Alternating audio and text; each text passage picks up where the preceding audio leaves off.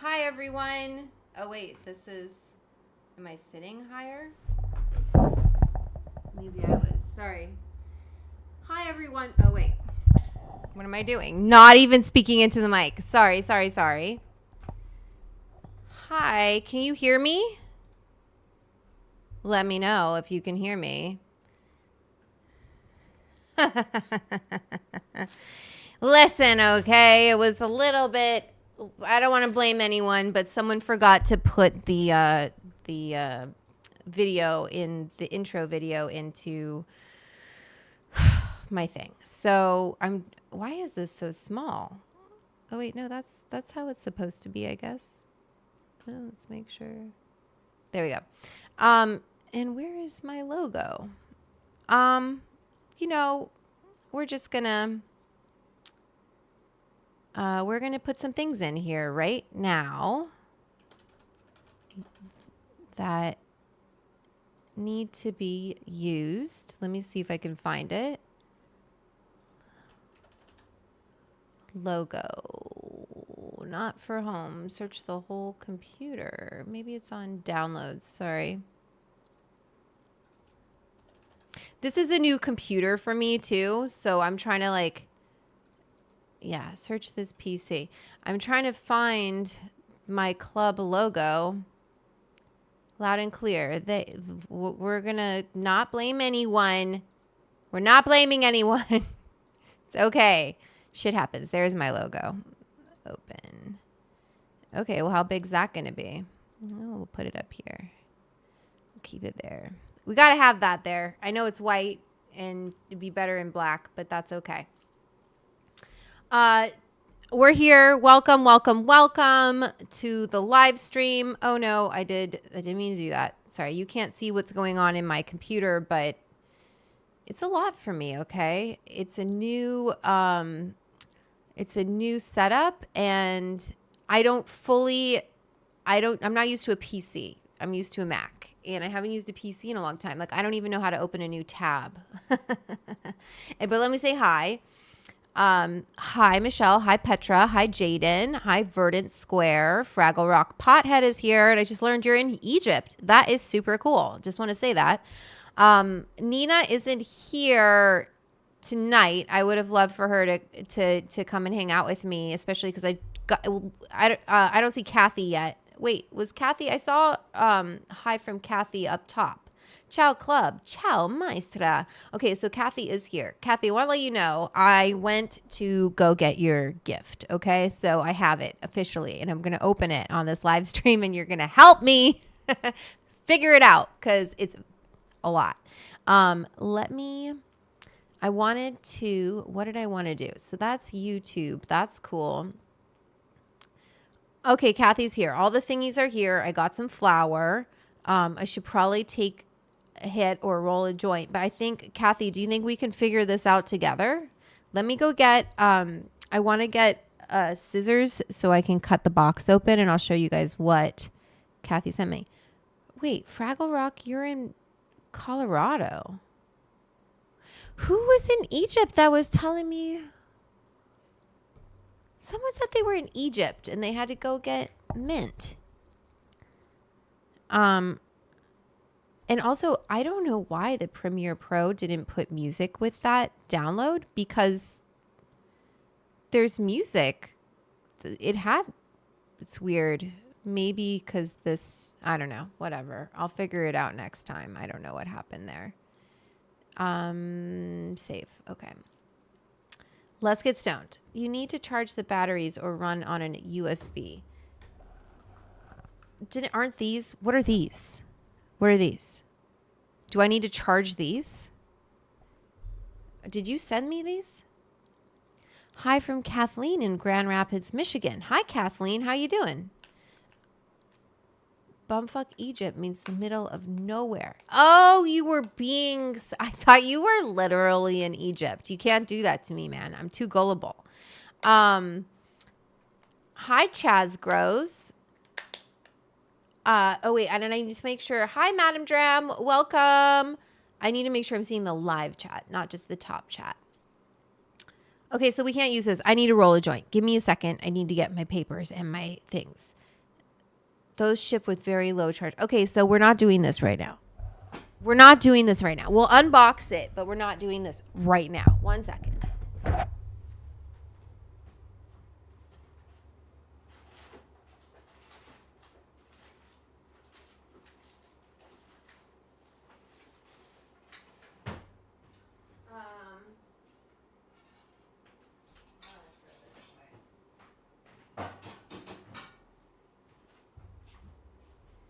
You know, I used to. Oh, I need an ash. Fuck, I need an ashtray too. I gotta get up again. I used to be like really not picky about like weed. You know, I'd be like, I'll smoke whatever. Now that is not the case. I know I'm not speaking directly into the mic, so you might not hear me correctly. Fraggle Rock, I literally thought you were in Egypt. I was like, that is so cool. I was like, why? Hi, Stuart. Did you reach out to Patreon? We got to get to the bottom of this.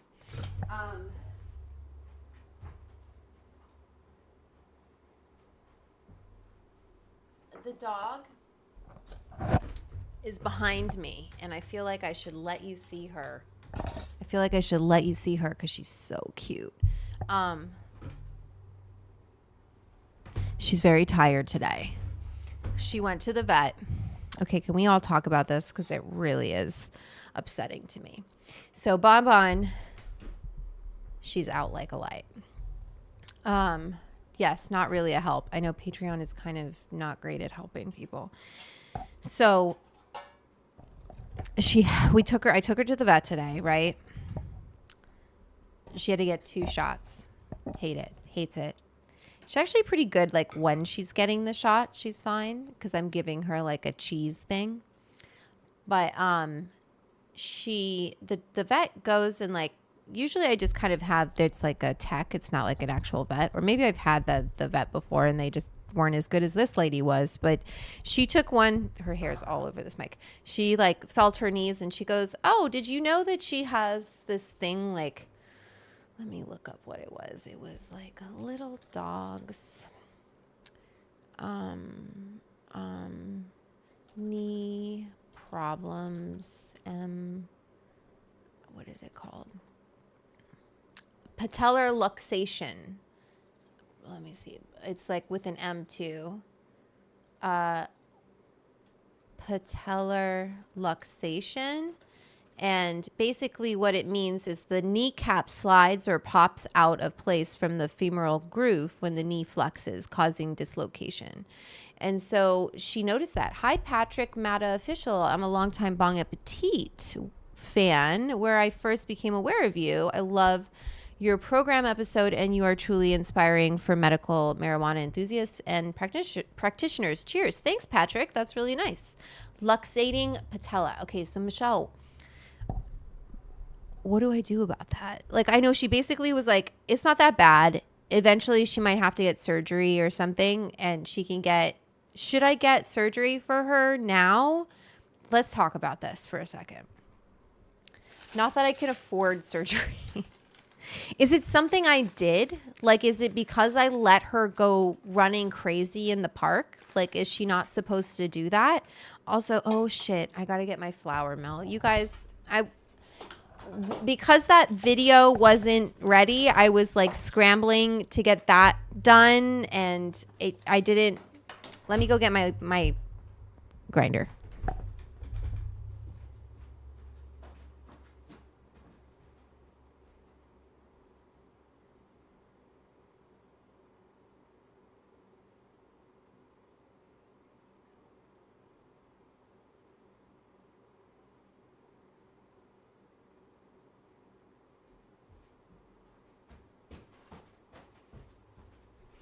So cute.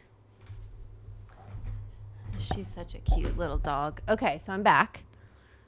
Sorry. Okay, she's out. San Luis Valley. There's also, wait, what are we talking about? Spell Clear did it again. What? My stash bags came today for decanting. Oh, for decarboxylating. Your stasher bags, I do love a stasher bag. I'm not going to lie. I just think they're such a great product. I reached out to them about, do you want to sponsor me? Because I love promoting your dogs, your products. Honestly, if it was just a tech, don't even think. No, it was a vet. Make an appointment with the doctor. It was a doctor. You can have, and that's what she said. She's like, you can get x-rays done. See how bad it is. It can't be bad enough to require. She said it's not that. She felt it. And she looked at how she's like, her leg is rotating a certain way. And I was like, I had no idea. She's like, it doesn't seem like it's causing her any pain. And it isn't. But then I remembered a while back, she was like, when she would go and take off and go running, she kind of like, she had like hurt herself in a way. Is it something that can be caused, or is it something that she already had? I'm just wondering, like, if I messed up. It's an orthopedic issue. Oh, interesting. So it's like genetic, like she was born with it. Glucosamines and keep her weight healthy. That's what I mean. We can't feed her little treats and snacks because, and the doctor was saying that she's like, I've been giving her maybe too many treats, right? Because I just love her and I shouldn't do that. And she twirls. I shouldn't be letting her twirl. I realized is I taught her this trick that's actually like not good for her body. Is I taught her how to twirl for treats, and now she just twirls. It's chronic, but it can be exacerbated. Okay, so do not let her jump heights off the couch or bed. My little one had that too. Comes with age. Do you see glucosamine or any supplement? Okay, I'm going to use glucosamine. I didn't know about this until this doctor told me. She's young. She's only 2. So is it weird that she has this? I'll tell you what, though. She really tears it up in the park. So I'm kind of wondering if, like, I can't take that away from her. Do you know what I mean? I can't just be like, oh, too bad for you. You don't get to ever have fun because you're going to have arthritis when you get older. You know, that's not fair to Bon Bon. But there was a time when when that first happened to her, I'm sorry for everyone if this is really boring. The surgery is kind of brutal, but I use a strong suture to anchor the kneecap in place. Oh, shit. No, it's something they're born with. Nothing you did. Okay, thank you. That makes me feel better. I was like, I should have brought her in when she was, kind of limping that one time. I just put her on. I didn't let her go off leash when that happened. I was like, okay, you can't go running around for a few weeks. You need to take some. I thought she pulled a muscle, but now I'm thinking, no, it's this fucking patellar luxation. So it's, it is what it is. She's a mutt and she's a small dog. It's common, like Michelle said, it's common in small dogs, Pomeranians, Chihuahua, which she's both of those. And, I just think like she really loves to zig and zag in the park. And I think, I just got to have to pay attention. Oshinomu, love Bon Bon, talk about her all you want. Thanks. I can talk about her all the time. I love her. She's so cute. We love Bon Bon, care about her health. Thank you. What is this queen in number 1? Chaz, I think it means like you're chatting a lot. That's what I think it means. But someone tell me if I'm wrong. Like you're number 1 in the chat. You're chatting. You're a chat master. So that happened today, and she gets allergies during this season. Her paws get super inflamed because I take her to the park, right? And then she runs around, and did someone call me? You can't call me right now. And what is this voicemail? I didn't even get a missed call. I don't know that number. I don't answer numbers. I don't know. Vape, edibles, or flower. It's for flower vape. It's a dry flower. It's a flower vape. This is a young. Get the supplement. That is young. Get the supplement. That will help. Okay. Glucosamine. Okay, I'm going to get that for her. I mean, she's not limping. There's nothing like that. She's no issues with it. But the doctor said she had that condition. So, what am I smoking? This is CBX, actually. I got CBX. Going to be in focus for me. There we go. Tropical lemonade. It seemed like it was going to be fun, upbeat, and I'm grinding it in this very nifty flour mill.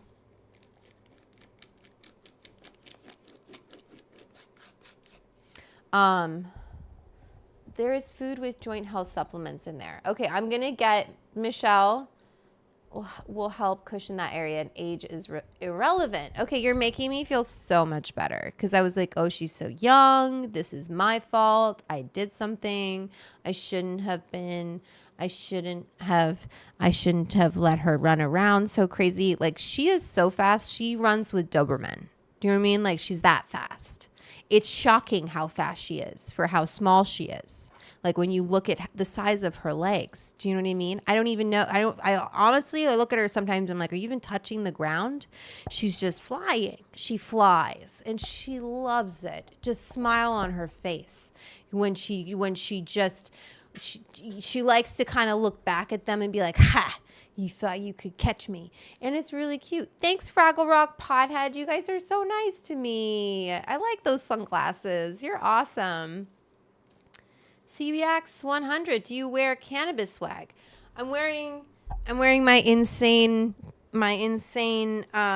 premium goods merch because Dro gave it to me, and I love Be Real. He's awesome.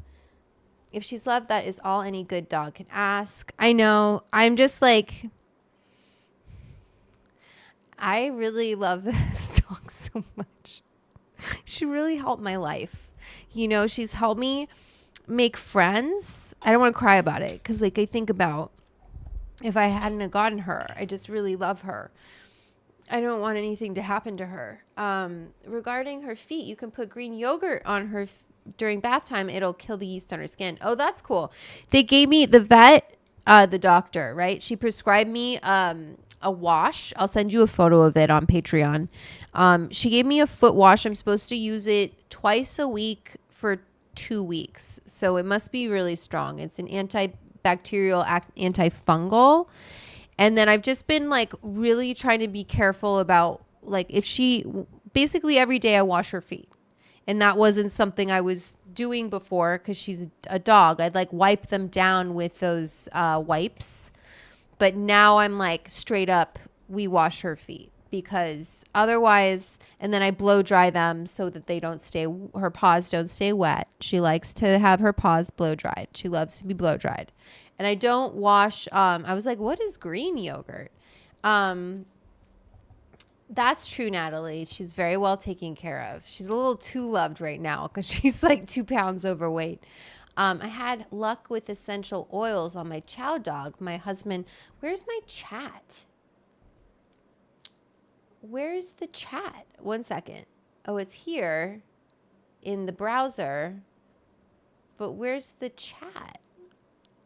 And where's the browser? Oops. Okay, this didn't fully get.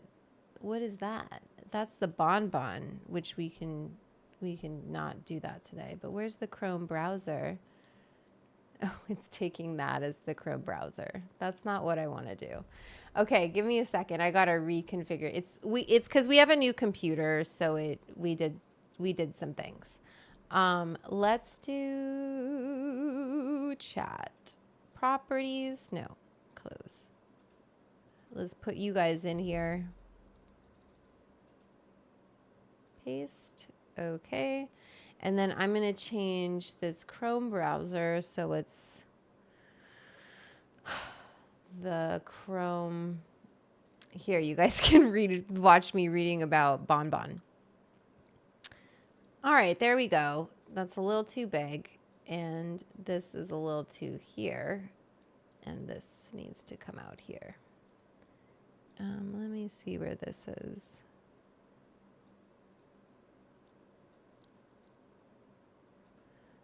Let's just refresh. Sorry, I'm trying to set this up. There we go. I can see my camera. Okay, don't put essential oils on pets. I don't really use essential oils. They need to be diluted so much. Is she like a dachshund mix? She's obviously some terrier with the seasonal allergies. Is that a thing? Keep the weight better. It's important for her joints. She's usually very good about her weight. She's always 11 pounds. Recently, she's been given too many treats. And so that is stopping. and she will be back she exercises daily, twice a day. She goes for a walk and she eats very healthy, but she's just gotten a few too many snacks. And so we're going to put the kibosh on that, and no more. She's going to hate it. Oh, it won't hurt anything? Okay, I don't know. I'm going to twist up this joint. So this is what, I was looking at, was this patellar luxation, which, obviously we don't need to get into this further, but I wanted to see. And where the hell's my logo?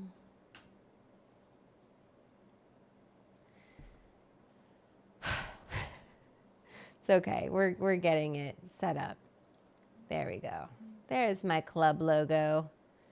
Everyone needs to know what's up with the Edibles Club. If you haven't joined the Edibles Club yet, the Edibles Club is the Patreon. Although I was going to ask you, what do you guys think about Substack? I've been on Patreon forever, but I was looking at Substack, and I like that they let you recommend, and then you get, points and whatever. Patreon doesn't really let members recommend the club to other members. And I feel like that would be a really good way to grow the club, is if you're like, let me gift this to you, and can let people know what's happening. Also, Nina and I were thinking about what we can offer that would be exclusive to the club. And so we were thinking of doing a podcast that would be exclusive to the club called Dog Walker. And it would be very short and sweet little just discussions we have as we smoke and walk a dog. But I don't know if that would be interesting to you guys. I know you guys like Nina. And I am always down to go for a walk with Nina. So we're trying to figure out ways to make it more exciting and interesting. I did order more shirts, and so I'm going to get those screen printed. I got black and I got white, and I got more hats. So if I owe you a shirt, please remind me. Chris, if you're here, I don't think you're here. I didn't see you in the chat, but if you're here, I owe you a shirt. And if any of my producers would like one of the new black ones when they come out and are printed, I'm happy to send you guys a free shirt. Kathy, that means you too. And, I'm just trying to make this fun and exciting and grow this Patreon, because it's really how it keeps. I did get black, Michelle. I got black because I figured, people want black shirts. I just didn't have the funds before. I mean, I don't even really have them now, but we're making it work. To do that many. I also don't have a ton of space in my house. So it's me, right? I've got to go and get them screen printed and then pack them up. And I do all of that. I use Young Living Dosed for dogs, very small, minute amounts. Oh. Okay. Now I'm off narcotics. That's good, Kathleen. Okay, people like it. It's good for the soul, says Bibly. Okay. I'll let Nina know. I'll let her know that you guys are interested. She loves the club. She thinks it's a really special community, and I agree with her 1,000%. And we're just trying to get it better and better every time, so that it's fun for everyone. I think this is pretty fun. But today we actually do have a theme today, even though I've been super distracted. The theme today, what is even our theme today? It is, oops, I want to go to my title. You are mostly not you. A deep dive into the microbiome. Isn't that cool? So where's my lighter? Jeez, man.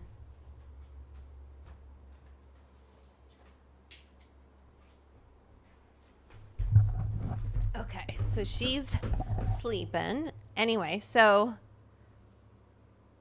we're talking about the microbiome, which is very important to our body. That's the theme today. We're talking about our gut, because it's so important. We don't really we're always talking about health, and whether it's the health of our country or the health of our poos, we're going to talk about it. And cannabis and health go hand in hand, and cannabis and our microbiome goes hand in hand. So it makes sense. I've always heard about cannabis and the gut and how it can help with things like irritable bowel syndrome, Crohn's disease, all sorts of things, because we have endocannabinoid receptors all over our body, right? So there you go. And now what if I told you 40% of you is human? That's it, 40%. And the rest is a wild ecosystem party called the microbiome. That is wild. 60% of us is the microbiome, okay? You've got more microbial genes in your gut than human genes in your body. Crazy. So what does the microbiome do? What is its role, since it's such a big part of our body? What's this microbiome doing? Lucky Charms here. That sounds good, Michelle. Also, tell me, you guys, do you like this new shot that you have? It's a different, I moved my situation a little bit. So you've got the windows behind me now. It's a little nicer for me. I'll break out the strawberry pie. Break out that strawberry pie. Okay, so the microbiome can mess with cravings. It can mess with your mood, anxiety, and even your high. So we're going to talk about it. We're going to watch videos about it. We're going to learn about it and what we can do to have a healthy microbiome, and also how we can use cannabis to help if, you have any kind of issues with your microbiome, how to help. All right, lots of dessert strains. We like our sweets here. So what the heck is a microbiome? We're not going to look at this patellar luxation in a little bit.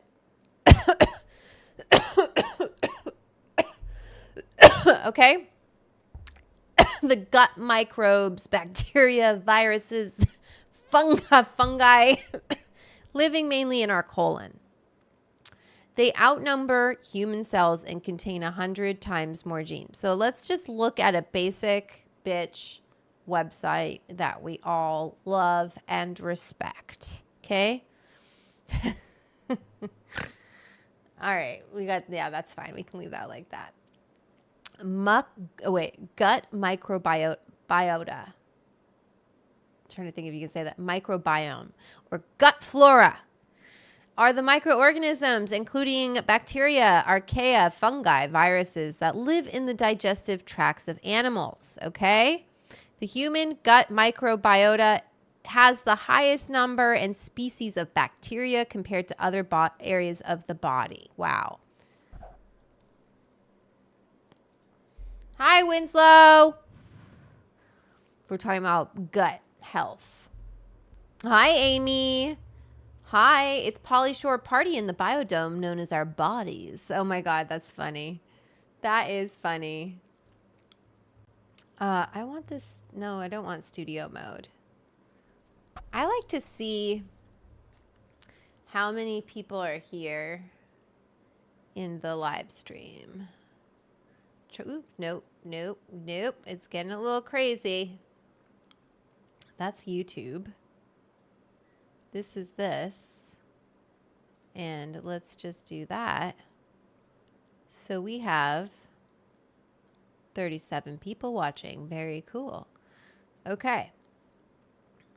All right, let's put this down. Hi, Petra. Hi. All right. So it's not very exciting, Wikipedia, but we get it. It's our gut. It's our bacteria. It helps with digestion, vitamin production, immune system support, and mood regulation, okay? you start hosting microbes at birth. You're getting them in the birth canal when your mom pushes you out of her vag. You're getting them in breast milk when you drink that green goop that comes out of your, what is that called? Colostrum or something. And all the people were taking it as pills. I've taken 2 bio classes and somehow we're never talked about this. Where weed will take you. Really? I'm always worried you guys are gonna be like, oh, Vanessa, we already know about all of this and not be interested. So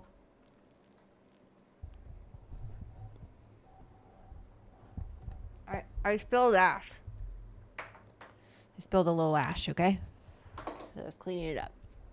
All right, so that's where we're getting it from our mom when we come out the birth canal. It's put all over our skin. I remember learning in school that, you know, the Western kind of approach to childbirth is like everything very sterile and clean. And when we come out of our moms, we have, or our dads, depends, but we have this like white kind of whatever all that is all over us, right? This bacteria and all of that. And traditionally you like brush it off. They'll like brush it off of the skin, but they found, now listen, I heard this a long time ago and I haven't researched it since, so we can look into it, but they found that if you leave it on and just let it dry on the baby's skin, that statistically those babies don't have as many health issues, like skin health issues. So, it's because of this, the bacteria, like there's a certain amount of bacteria that's good, right? Now, I think that it kind of goes to an extreme sometimes where people are like, oh, I want to drink raw milk. I want to do all this because bacteria is good and we build up immune system and it's good to have bacteria, right? Like, it's why you don't want to, like with women, we want to be careful what we put down in our hoo-ha. Anyone with a vagina, you want to be careful what you put down there, cleaning it too much because there's all of this natural bacteria down there that you want there. It's keeping things healthy. So same thing in our butt.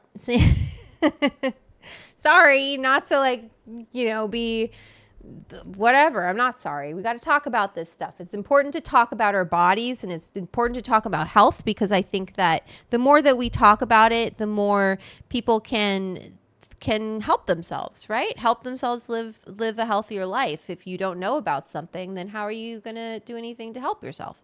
Okay. So I wanted to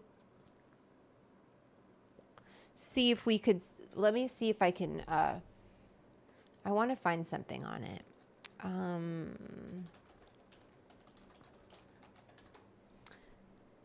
It's just instinct to clean stuff. So naturally we would think to remove the film from a baby, but it's really harmful. Interesting. Yeah, let me look that up. Or maybe we should watch a video copy. We're going to watch a little video. Let me put my AirPods in. Oops. It's time.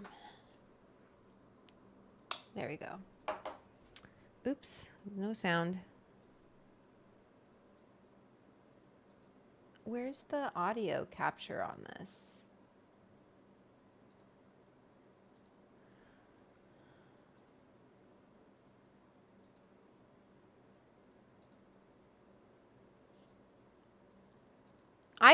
Oh wait, what the fuck was that? Okay. And what is this on? Is this going to get me in trouble for copyright? I don't see it connecting. We should have made sure, Winslow, that the Chrome audio, like, what is this connected to? Oh, it's on the wrong one. Wait. This one. Okay, this should work. And then let me see. Okay, so let's take this off. There we go. Can you hear? On your phone, in your water bottle, on your hands before you wash them, on your hands after you wash them. Oh, wait. Nina's here. Wait 1 second. 1 second. When all the bacteria start talking all at once, too much. That's funny, Alan. We're all grown. Speak for yourself. I still chuckle when someone says balls. Okay, well, so do I. I said grown, not mature. Okay, you guys are funny. Jaden says it's not true. It's not true. They're funny. Nina Gregory, important news. Nina Gregory, everyone, we have a new holiday. What?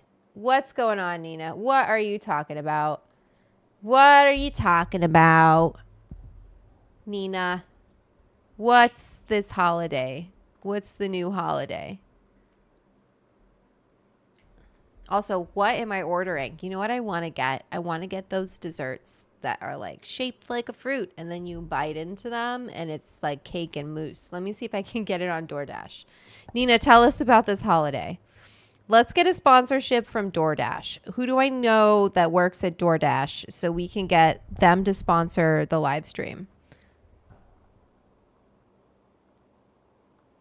Aww. She's so tired. Oh, what was that place called? Fruit. Yeah, this place. Maybe it's this Tucha. Now, there's different ones. I want to support the right one because there's a lot of them. Okay, we're going to take a break from the gut biome thing while I figure out what wild thing I'm going to order. Yeah, this is the spot. I think this is it. I think this is the woman I wanted to support. So let me see. I'm going to pull it up so we can watch, we can look at the menu together. It's called Tucha Corp. I wonder if I can order from them, how long it will take. 27 minutes, very reasonable. Tucha. All right, we'll come back to this. We're going to do paste. Oh, wait, no. Shit. Canva. Where did that just go? Tucha. I keep trying to oops. God damn it. I keep trying to copy paste with Command C because I'm used to a Mac, but the mango one is the best one. Oh, they're meh? Nina, don't ruin it for me. This is meh? You went here? They're not good? Everyone raves about this shit. It's not worth it? Okay, so what food trend? What about, did you try all of them? Did you try this one, Nina? This just peachy? It's got an almond decoise. That sounds amazing. Dream cake, I don't give a shit about. Let's see what they got. Sorry, they're expensive. Are they? How much are they? Let me look at the prices of these before I commit to anything. $17 is pretty pricey. But if I get 2, I feel like I got to get 3. But they weren't good, Nina. Really?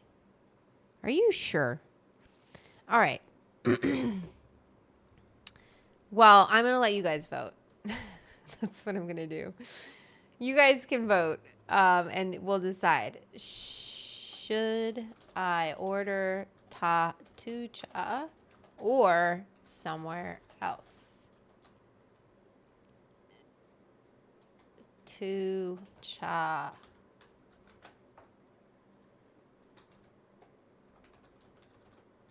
Okay, let's start this poll.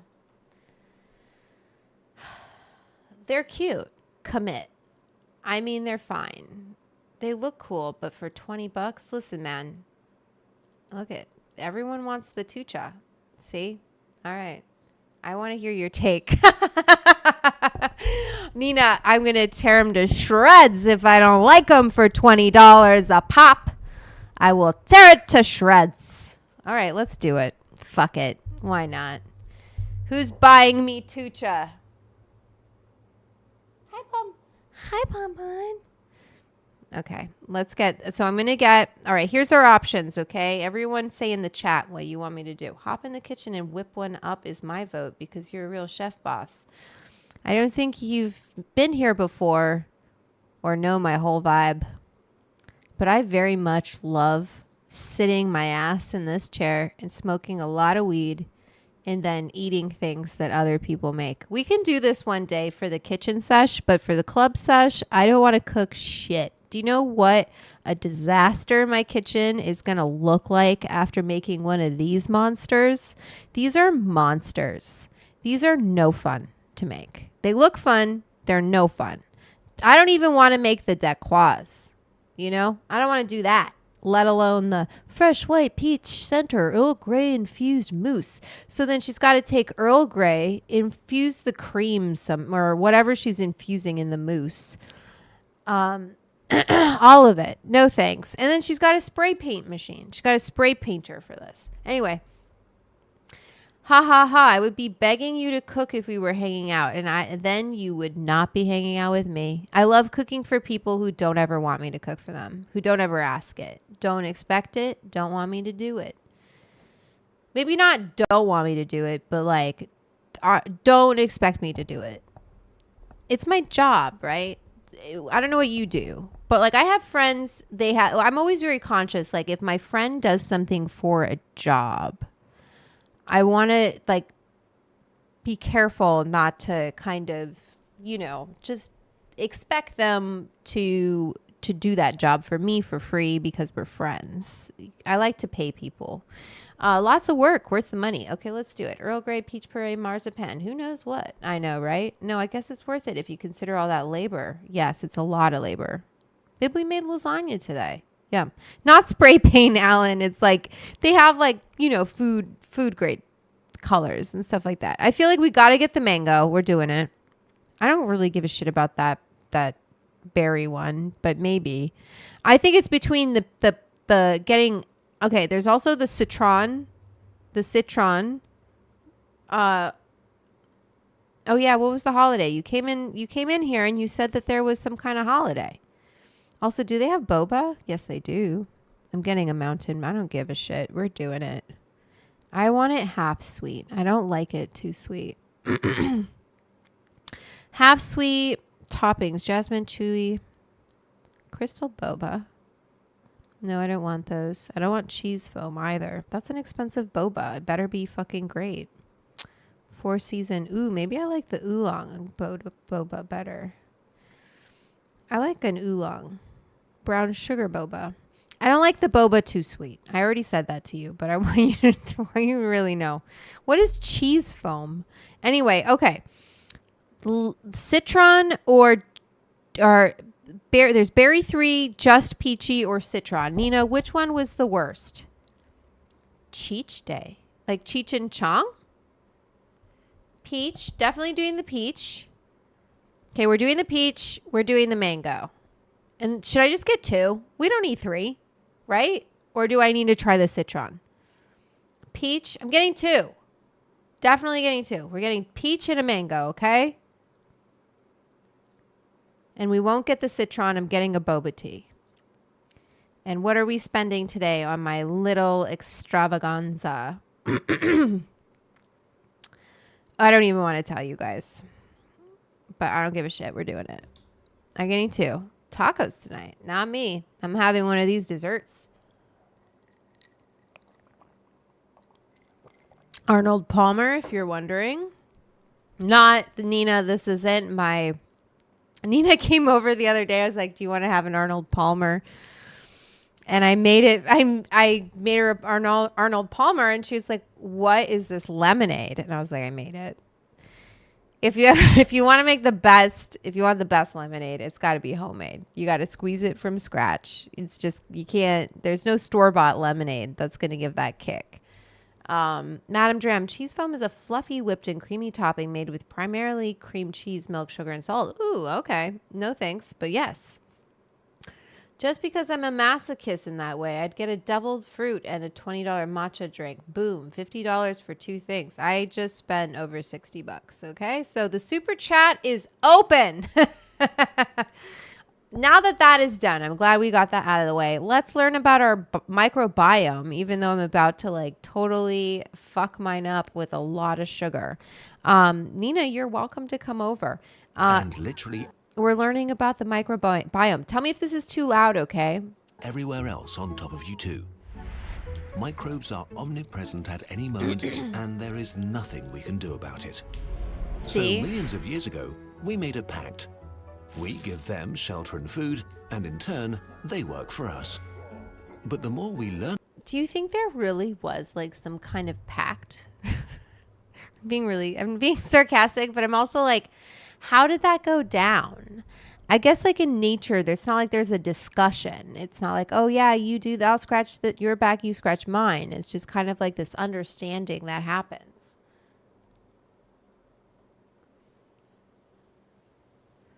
If I had Google Bucks, I'd throw you $5 and say, cup of tea at home on me. That's funny. No, yours is going to be like in microbiome voice. Holy crap, that's a lot of sugar. I think my microbiome is used to sugar. I'll drink some psyllium husk when all is said and done. About this partnership, the more it looks like a Cold War. I got the boba less sweet. Inside our mother's womb, humans start out sterile. When we're born and traveling through the birth canal, billions of our mother's bacteria cover every single part of our bodies. This is an essential part of human health. Children born via C-section have a higher rate of asthma, immune diseases, and even leukemia. So our bodies do not only accept the invasion of microorganisms, they welcome it. Over millions of years, we co-evolved to make the best of our relationship. Mother's milk, for example, contains special sugars that are meant to feed and Alan, support certain thank groups you. of microbes, work as a decoy for others.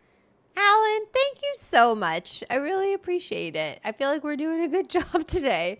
Are you saying I did a good job because I ordered all of those desserts? Thank you.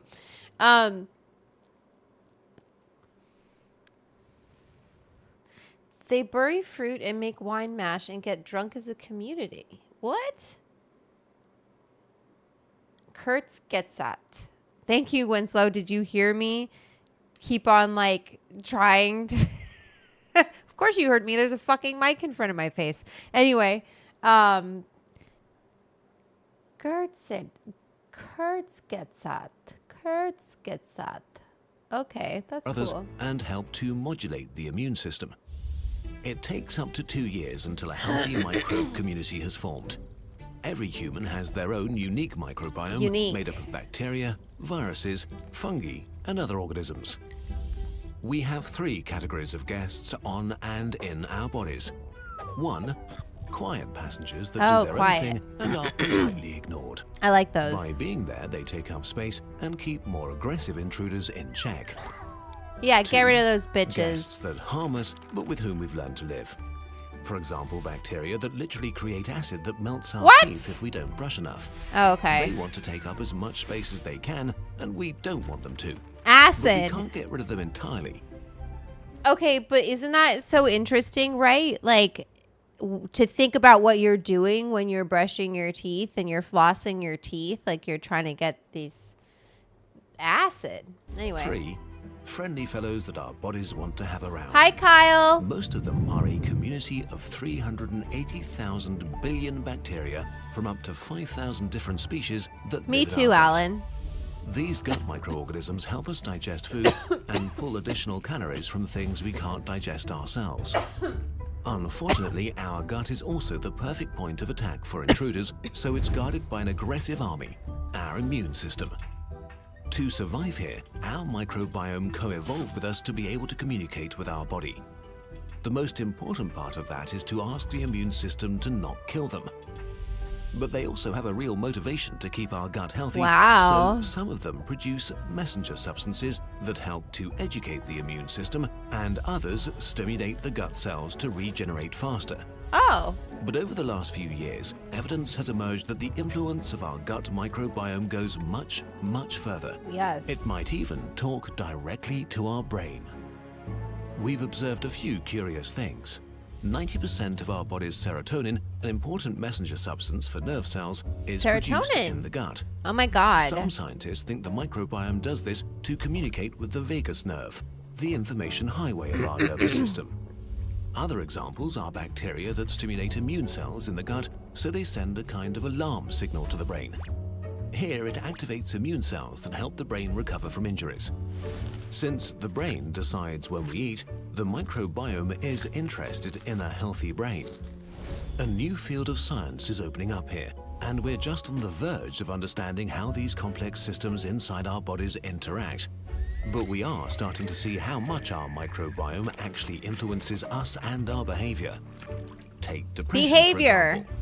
Healthy rats fed microbes from the guts of depressed people began showing anxiety-like behavior and symptoms that look like depression. They fed rats depressed people poo, and it made the rats sad? And in early 2017, a study linked the microbiome to intelligence by connecting a certain setup of bacteria in newborns with better motor and language skills. But it might also influence our daily lives. Tests with fruit flies showed that their microbiome influenced what kinds of food they craved. This could mean your microbes are able to tell your brain which food it should get them. That's in fruit flies. Although this is not a one-way street. The seed for our microbiome comes from our mother, but how it develops and changes is determined by what we eat. The organisms in our gut feed on different things. Some like fibers and leafy greens, others go for sugars and starches, and some love greasy fries and butter. Our gut... The rats were asking for it. That's pretty crappy. Bill said. Does that mean that depression could be contagious? Depression, I find, is an environmental hazard that propagates itself through dysfunction. I think depression is pretty complicated, so I'm not even going to attempt to try and just, I don't know. Gut is like a garden in which we constantly decide what will grow and blossom. Biblically. If we eat healthily, we breed bacteria that like healthy food. If we eat a lot of fast food, then we breed fast food-loving bacteria. Life is hard, so we can get trapped in a vicious circle. You have a stressful time and eat lots of burgers and fries and pizza. This is awesome for fast food bacteria. They multiply and take up space from vegetable-loving bacteria. But even worse, they send signals to the brain to continue what it's doing. This makes you want more fast food, which breeds more fast food bacteria, which makes you crave fast food, and so on. Oh, that makes sense. This kind of self-reinforcing cycle could play a huge role in obesity. Is that why I crave candy? Is that why I crave so much sugar?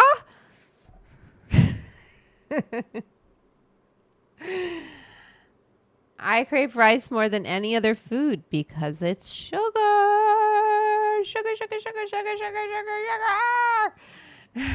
sugar.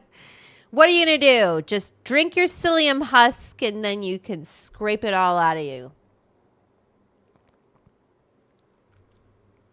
Okay?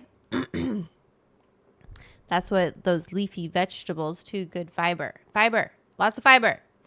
I took care of part of when I was younger, I took care of my grandmother. And I took care of a professor emeritus.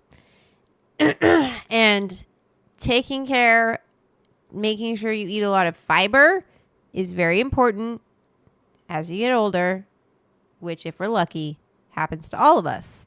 So it's good to always start thinking about these things as early as possible so you start implementing those habits. And it's just good for your body, right? Have that fiber. And I think of it like little brooms kind of going through, like cleaning house. And you just want to keep things moving. You don't want stuff stuck to your insides. And when things like kind of sit, they fester. And that's where you get... Anyway, what's the deal with inulin? Do you mean insulin? Asia eats a lot of rice, seem healthy. Well, I'm not saying rice is bad for you. Of course not. I'm just saying like it's like too much of anything isn't, everything in moderation. But it depends. Not everyone in Asia is healthy. I think that's a stereotype, but definitely healthier than Americans. I think that more so has to do with the amount of like fast food and processed foods that we eat. But that, Anyway, let's not get into it. That's too much to talk about, okay? But it's important to stress. But I will say this. There is definitely like more of a culture of eating fermented foods in Asia, which is very good for your microbiome, right? Eating anything fermented. I personally, my favorite is kimchi. I love kimchi. I could eat kimchi all day. Pickles and what else are some good fermented foods? My brain's not thinking. Bye, Petra, you're leaving? I need to go. I feel emotional today. I'm sorry, Petra. I totally understand. I understand. We love you. You do whatever you need to do to take care of yourself. Bye. And I don't know, take a bath maybe. Sometimes I don't know if you like a bath. I like a bath. I just want to do something like when I get like that, I just got to do something to kind of comfort myself. Usually it's like squeeze bonbon. But today I told Winslow, he was kind of like, didn't believe me at first. Tell him, Winslow, you didn't believe me that bonbon was a little slow today. She had 2 vaccines, so she's tired and all of that. Sauerkraut. Good one, Russ. Sorry, I'm kind of like, Kathy, I see why you say that you think I have ADHD. Anyway, I think I need to take a shower. Yes, that's a nice shower, just water, warm water. I feel like that's a good way to kind of give yourself a hug. You will be back. Okay. Well, we will be here. You got to come back for the cakes. Come and watch me eat these ridiculous desserts, please. If you want. If you don't, that's okay.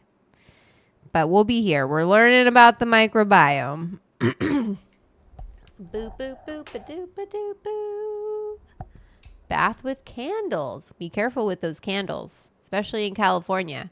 Anyway, okay, let's finish this video. That you can fight this process and reverse it by eating healthily and breeding more good bacteria.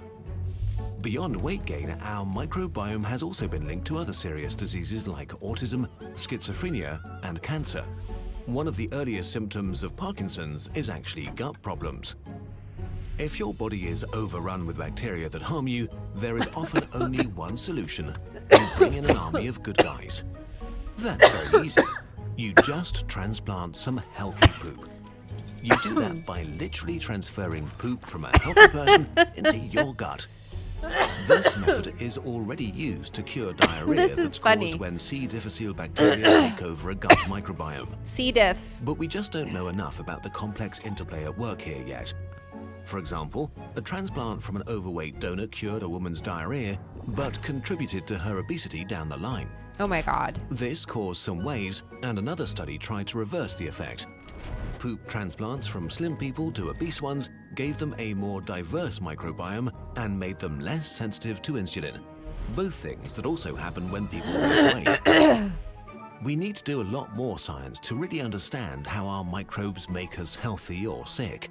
But whether we like it or not, we need our microbiome and it needs us. This is wild. We'll never have our bodies to ourselves, but we have gained a powerful ally if we can just keep the peace.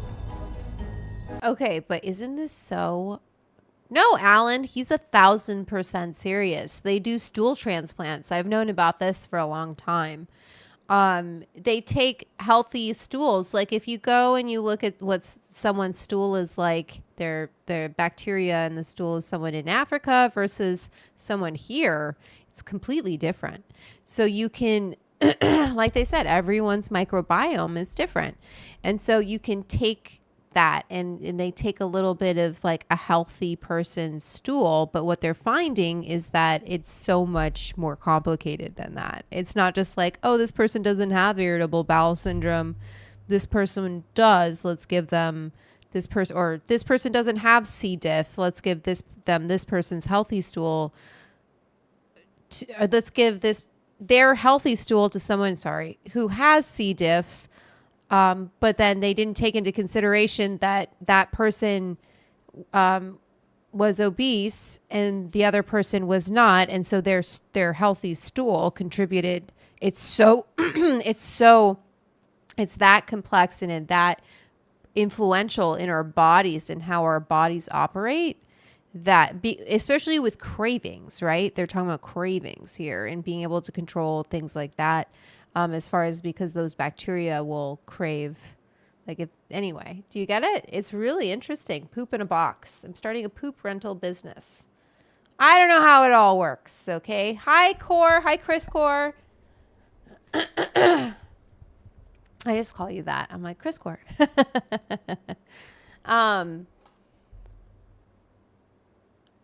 Yeah, I don't know if you could start a poop rental business. How far science has come. We are literally giving other people our shit to deal with. Well, we're getting people shit to help our shit.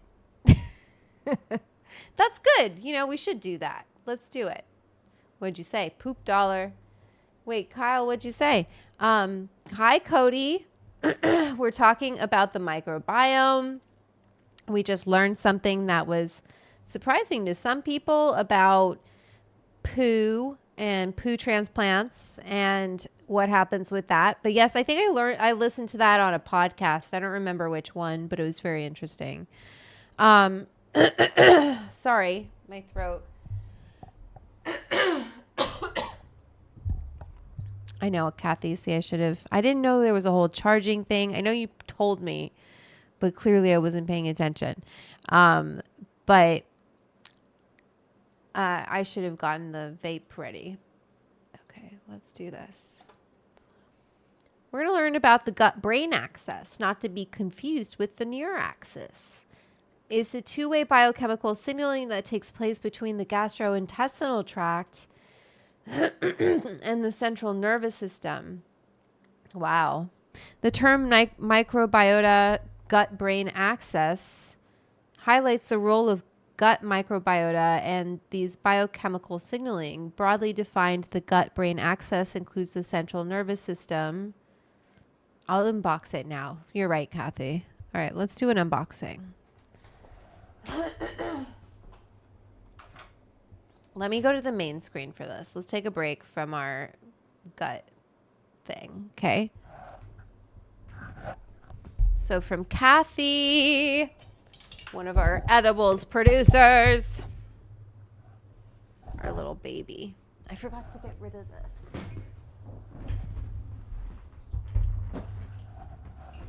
this. Get out of here. Ruining my shot. This poor dog. She's just looking at me like she's not in her chair, but okay. I'm not going to show you this part, but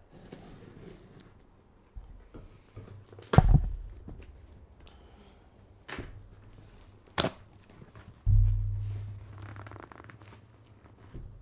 lot of tape. Good job. Nice. Also, very nice handwriting, Kathy. Very neat.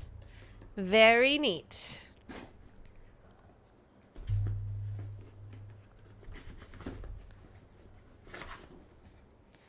All right. Informative. You like it? Okay, good, Kyle. I'm glad you like it. Glad that you like it's informative. We've got that. Okay. We got some bubble wrap. The dog is very much not interested in what I love USPS. Big fan of USPS. Click and ship, baby. Click and ship. Nice. I will save this, and this will get used. If you get package for me, you will probably get some of this bubble wrap. I save all of the bubble wrap and I use it again. And that's what my uncle does when he sends me boxes of things, like when he sends me honey and stuff. Like I know he's used that, like he either has found it on the beach, you know, and when he's picking up trash or, okay, wait, what's this? Because I know sometimes you like wrap things in like little pieces of bubble wrap. So I want to be careful. Okay, we got a major unboxing. I feel like this, well, let me going to start recording this because I want to make sure I have. So this is from, this is from our edible producer, Kathy. And we've got some, what are these called? I know they're Q-tips, but there's a special name for them. Okay. That's right, bitches.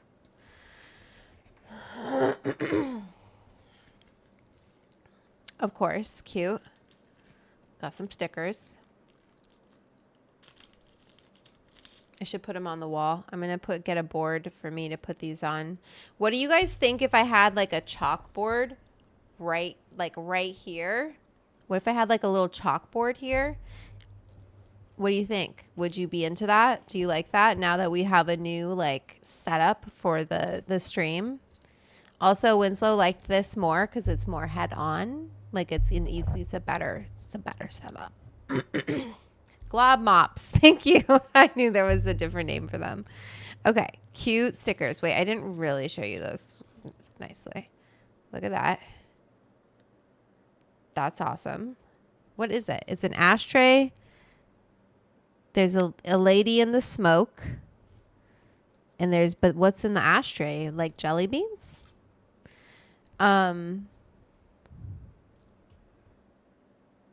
Tiny horses. Pants. I love it. Okay, let me put this here. We got the Tiny Mite 2 operating and instructions. Oh, this is good ASMR. Oh, good.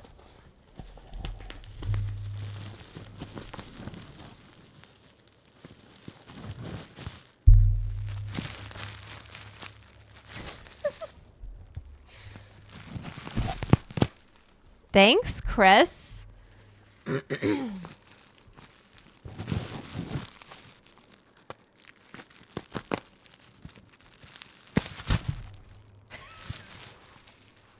Close one. Close call.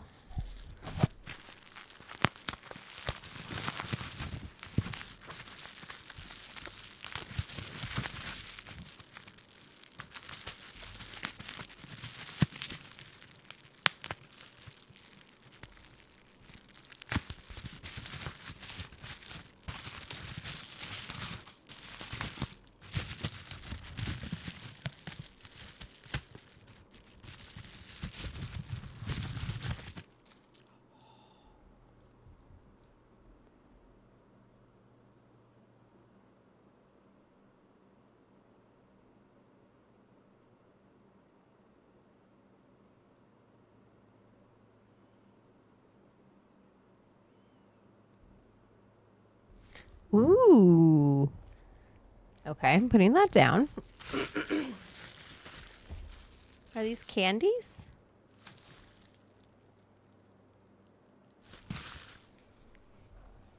Is this candy? Is this a candy? Blood orange.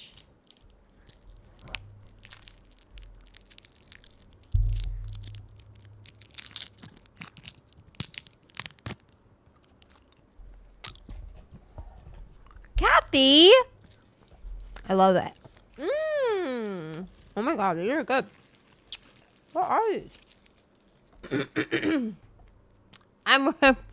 I'm still unboxing. At the wood?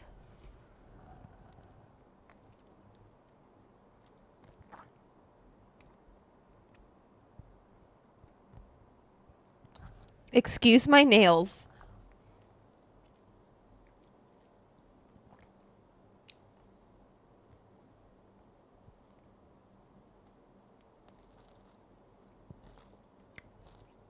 I chew my candy. I'm sorry.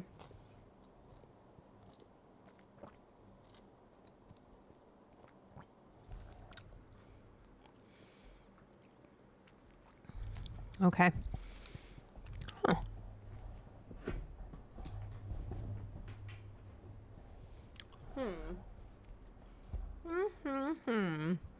Okay, so I can charge it.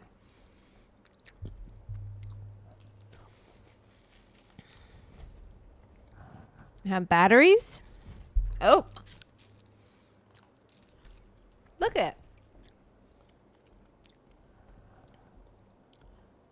My name's on it. Vanessa. Okay. Oh, Nina, let me tell you about this candy. I'll save you one. I don't want to save you one. I'll be honest. I want to eat them all. I'm gonna. These are Tori and Howard, blood orange and honey. I need to know more about this candy maker. That's for sure. One time my producers from Bong Appetit, Chris Grosso and Lauren Cinnamon, they're awesome. They created Munchies. Anyway, they wanted to do the candy show with me. And we didn't do it. And honestly, I love the idea. I love eating candy. But I was really concerned that it wouldn't be good for my health. Basically, because I have no self-control when it comes to candy. I'm gonna exert some now because I'm an adult. But Tori and Howard didn't even know about this candy company. I just find it so interesting. I think, I don't want to go and eat a bunch of candy. I do, but I can't. My grandma had diabetes, so I'm really not trying to do that to myself. I'm sorry. There's no way for me to open this politely. Oh, wait. Was there? Oh, I'm dummy. Do I open down here? Yeah. There we go. My bad. Lots of gummies, I'd imagine. Okay. I love gummies. They're great. I love this blood orange. Okay, so we've got this cord. I'm guessing that's to charge. And this is the charger station. So I need to get this going. Right, Kathy? Should I do that? Is that Nina? They're good. They're good. Do you chew them, Kathy? I couldn't help myself. I could not help myself. We kind of got sidetracked, but that's okay.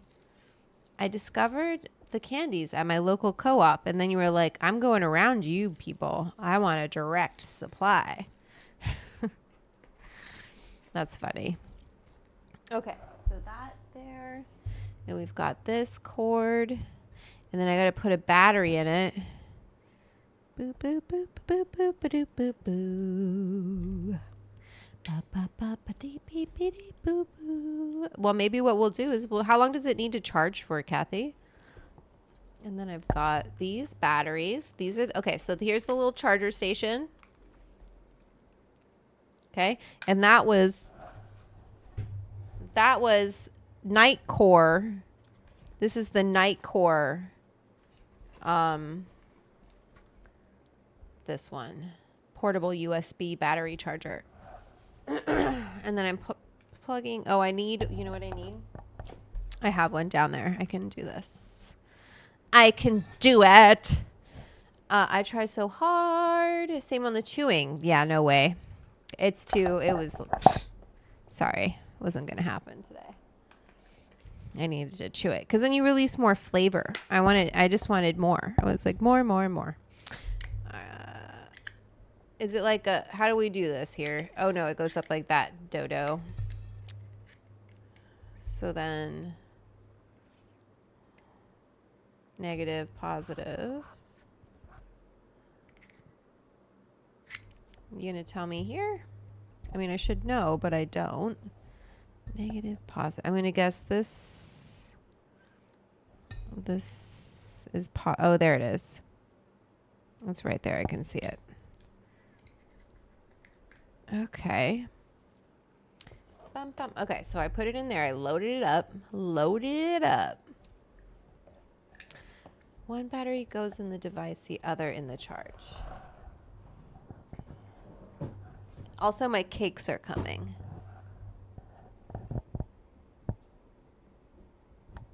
All right. Like literally getting here. This is exciting. So that's charging.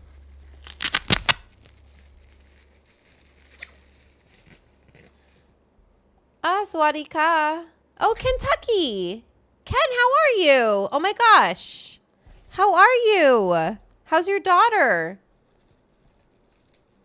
I really want to come and visit again. Ooh. This is cool.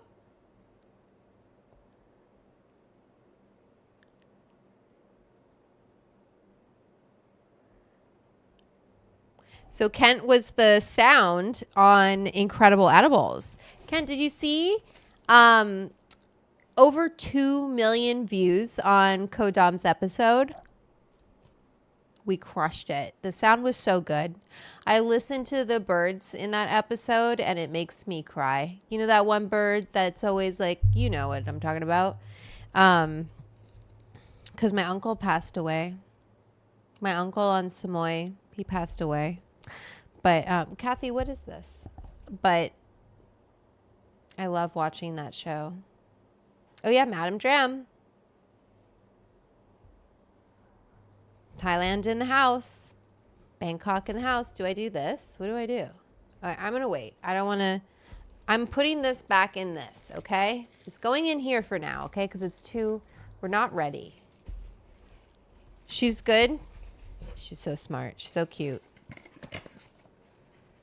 Okay, wait. You gave me one of these too?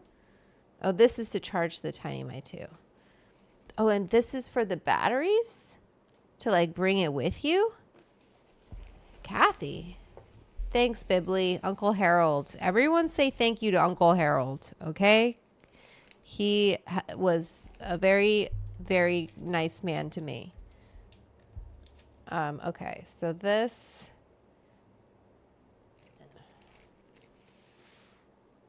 And then we got this little kit here. Kathy really hooked me up, you guys. No wonder you're like, go get your shit, bitch. Sorry it took me so long. I really went at the right time today. Okay, so then this needs to charge the device. Cool. Thanks for giving that to me. We're going to put these away. Or for safety. Okay, so I'm going to put these ones in that. Where did those other ones go? Okay, it's a lot. It's a lot. It's a lot. I made it. I finally made it though to the place. It was really good. The parking situation was actually okay, which made me feel better. Okay, this is another one. Wow, you gave me 2. But let's look at this one because I want to see what it looks like. Oh, we got a little lost, this poor guy. This one's cool. Wait. God damn it.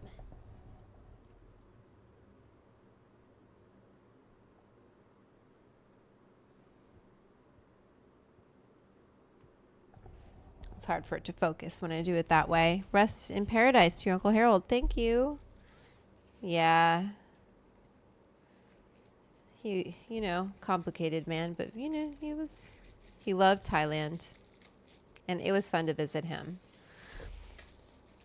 Okay. So we have this one. I just want to show you really quickly again. We're definitely pulling that out on the club. Don't worry. I don't know if Nina's gone, but doing that on the club, Nina. Okay. And then this is padding on the bottom. This is more. This is the battery. There's that other battery. Okay, so those will go in the safety things. This is extra padding, but this is something. And then my cakes are getting here. So we're really taking a detour from our topic, but that's okay. We have all night to talk about bacteria. Ooh, another one. Okay.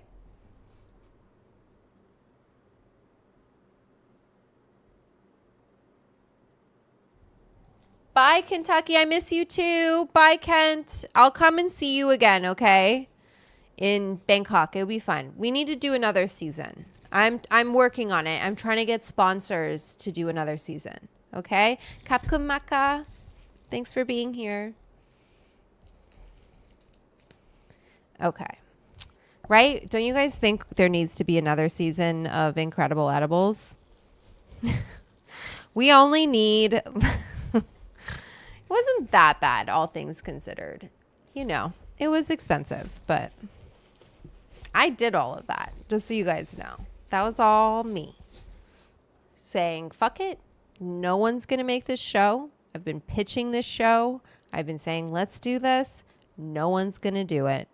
So I'm just going to do it. And then I did it, and I put it out for the club, and I don't have a big enough platform that anyone saw it. And I was like, that's a shame, because this is really incredible. She's barking in her sleep. I don't know if you guys can hear that. It's really cute, but she's barking in her sleep. How much ballpark was it? Well, I'll say this. Editing each episode was $5K, and that was a deal. I originally had 4 episodes, so I spent $20,000 just on editing. That's just post. Now, Thailand, I hired an all Thai team. So, well, living in Thailand, the camera guys, one was from Canada. He's Canadian. And then Thomas was Italian. And why am I blanking on the other? That's so bad of me. My memory is going up in smoke. And then Nok was my producer, and she is Thai. And so I wasn't like flying anyone in. You know what I mean? Like, I brought my camera. Videographer was Thomas Cristofoletti, and he does work for like the New York Times and a bunch of different really great company, news. He's a news guy. He does like really great, awesome stories. And then the second camera was, sorry, I don't know why I'm blanking on his name right now. Corey Wright. Thank you, Brain, for coming back to me. Corey Wright Photography, who took the photo of me with the smoke coming out of my mouth. That was shot in Bangkok. He's like, come over to my studio. Let's shoot some photos. Knocker originally came with me. I should ask him if he has those photos of both of us together. But the whole show started because I talked to her and I said, do you have any stories and people who are making edibles in Thailand, because they had just legalized. And I wanted to go and see my uncle on Samoy. And, is it here? Where is it? It's nearby. I think he's a little lost. Let me help him. No, he should be here. Dashers, hi. Are you lost? I'll come outside. Let me go get it. Kathy, thank you. We love you. You're the best.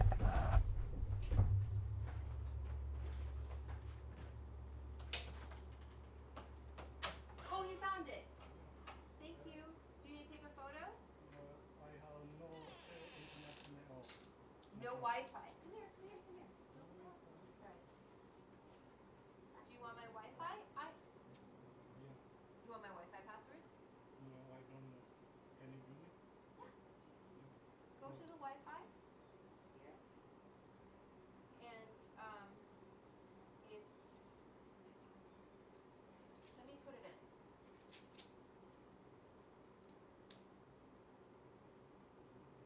Don't you do that?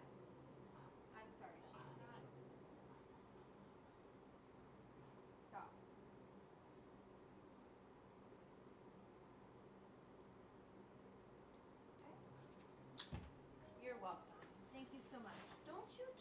because your helmet. That's what. Uh, It didn't work? Oh, you need to take a photo. Sorry. I'm like taking it away. It's because you're wearing. I was like, why are you so upset?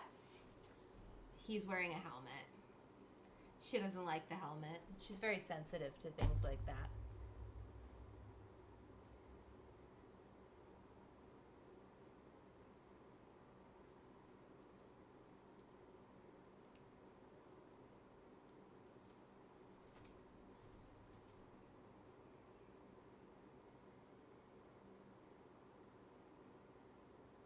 thank you so much. Thank you. Have a good evening.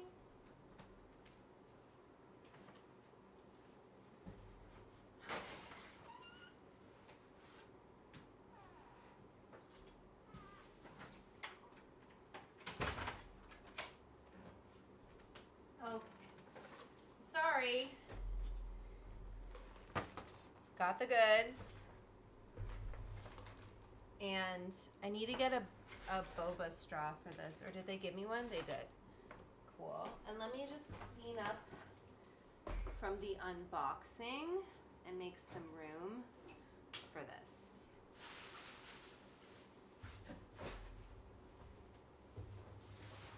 Okay. Oh, you want to go up there? Okay.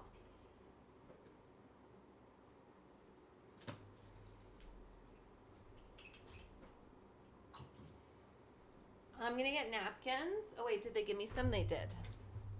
All right, they did. They came, they knew, they know. They know. Petra. Perfect timing. It's like you knew. So the cakes arrived. The boba. Here is the boba. Oolong boba milk. Thought it was going to be like a tea.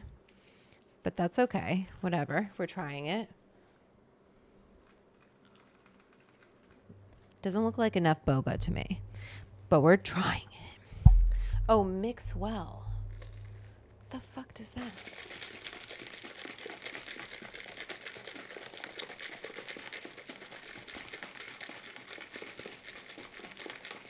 I don't know if I'm supposed to do this, but it says mix well. Okay. Oops. I'm not supposed to do that. This is too fancy for me. Are you feeling better, Petra? After your bath? Okay, we got our straw. And then this thing can go there. Go in that little noggin right there. Okay, let's try this first. Let you know.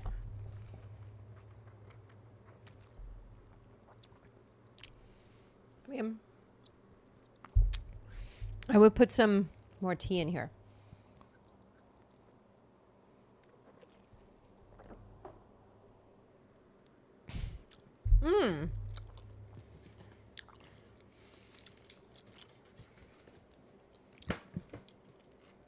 Maybe.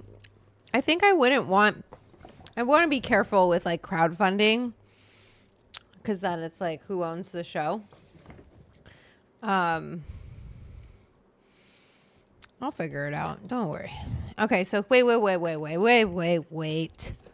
Wait a minute. Those are good boba. I mean, like, what can I say? It's very milky.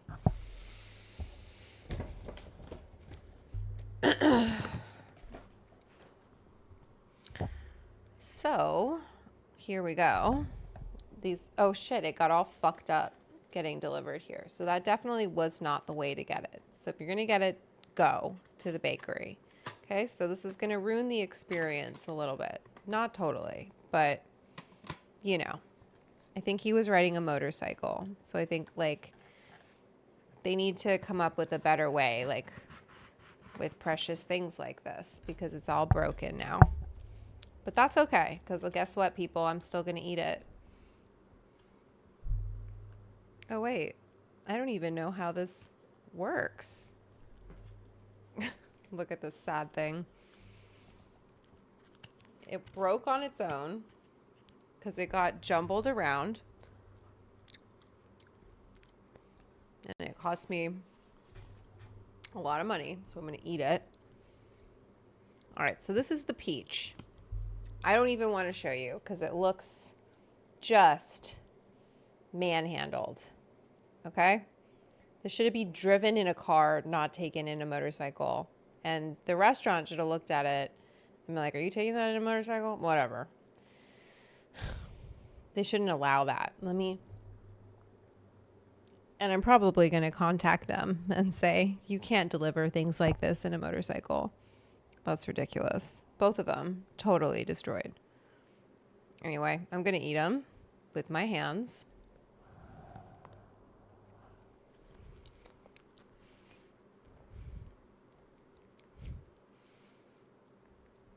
All right, let me read about this. The fuck am I eating? Okay. This is the peach, right?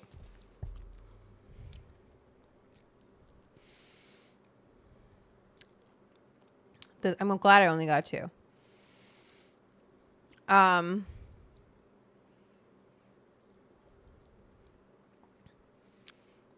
You're not wrong, Nina. If you're still here, we have it on camera. What is it? It's the peach one. I'm gonna look it up. Let me go back to our. Well, no, I'm gonna stay here. The Tucha. So let me talk about what's in here. I'm gonna get a spoon if you guys don't mind. As much as this is fun to eat with your hands, it's not so fun when the whole thing is smashed already. Bible. All right, 1 second. Oh wait. Ha ha ha! They gave me one. Duh. Of course they did. So as far as like preparedness, I definitely think they're acing. The outside is white chocolate. The inside is some kind of like. Let me look at this.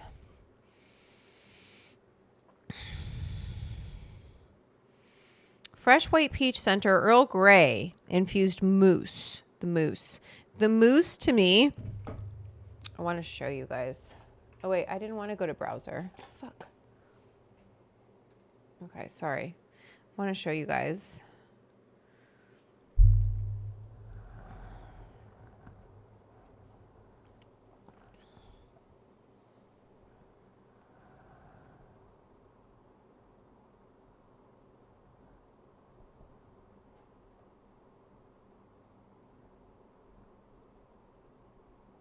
Okay. Can you see? Trying to like block my eyes because Winslow let me know my eyes is what's going on. You see like the consistency of it?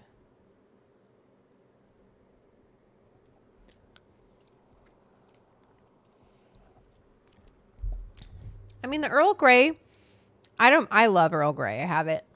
It's one of my favorite teas. Is pretty nice. It's delicate flavor.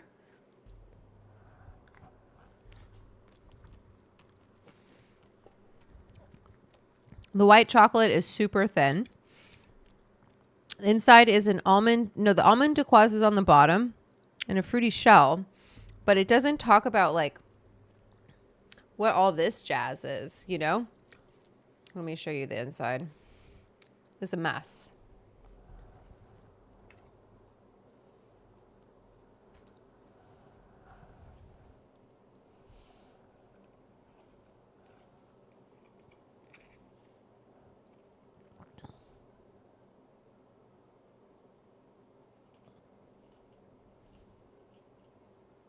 It's kind of like icy. Like the peach is frozen.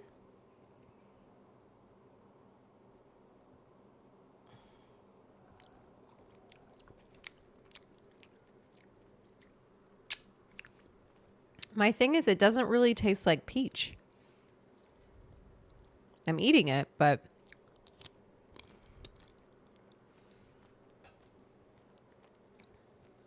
bye, Winslow. Sorry, is this gross? I know you don't like eating videos. This is my problem. I mean, the mousse has to be this structured. Let me show you. You see how it's like so... It's not very like mousse-like. It has to be that structured because what is going on with the rest of the cake to be able to hold that up. Let me try the Decoise. I mean, you can't really tell it's Decoise because it's all soggy from everything, but it's okay. I think it would be a lot better, obviously. I don't think it's fair for me to really judge this coming from a delivery. And there's like a little cookie on the bottom. I like this cookie on the bottom. Is that the Decoise? I think it is. Okay. That's fine. Let me put that away. In there. On to the next one. That is a total disaster. The jelly is like frozen. Okay, so this is the mango. Hopefully it's not as shattered as that last one. And just upside down. The peach was totally destroyed, but I'm hoping this one's a little bit more. Ah, there we go. This one's nice. Obviously got a little banged up on the way here, so don't judge that. No, that wasn't the Decoise because look at, there's one here too. Nice, cute. Cute. And this one is the mango, which let's see. Fresh mango, creme fraiche mango mousse, hazelnut praline, beautiful, tropical chocolate shell. Okay. So hazelnut praline, yeah. Mario the dude, hello. And everyone, is that infused? Looks good. No, this is not infused. This is from a bakery here called Tucha. And it's a very viral dessert right now. So I wanted to try it, of course, because I'm a stoner and a dessert lover. I'm going to pick this up. It's glued. It's like glued to the cookie, right? You can see like there's like a sugar glue. I'm going to bite right into it.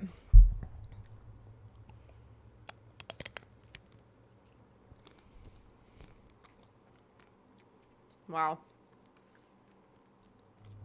Mmm.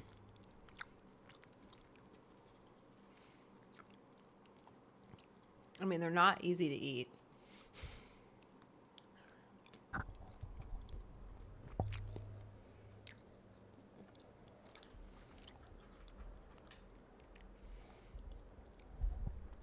I feel like we should have just got the mango.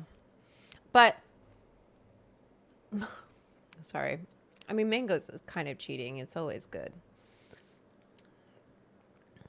Try not to make a mess, Vanessa. Hide my eyes, hide my eyes. It's hard. I'm like trying to hide my eyes, but then still see what I'm doing. Let me try this.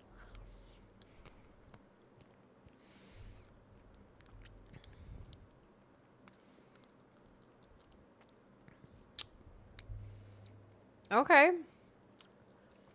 Mango. A lot of mango chocolate. Not mango chocolate, it's just chocolate. A ton of mango flavor in this one. It's like the opposite of the peach. Like the peach, I don't really get peach. It's not really peach season, so I don't. Or I guess it is, but peaches in California aren't. The thing I'm wondering is like this brown kind of hazelnut. I gotta bite more into it, okay? I'm trying to do this. It's like, oops. Oh, God. Oh, no. I'm going to turn it upside down because oh, God. This shell is a little more stable, but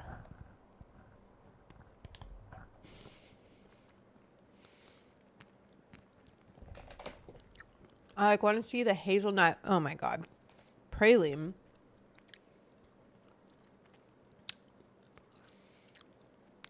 Definitely melting. And we're done. It fell into the box. That's okay. Oh, wait. My ear pods. All right. That was...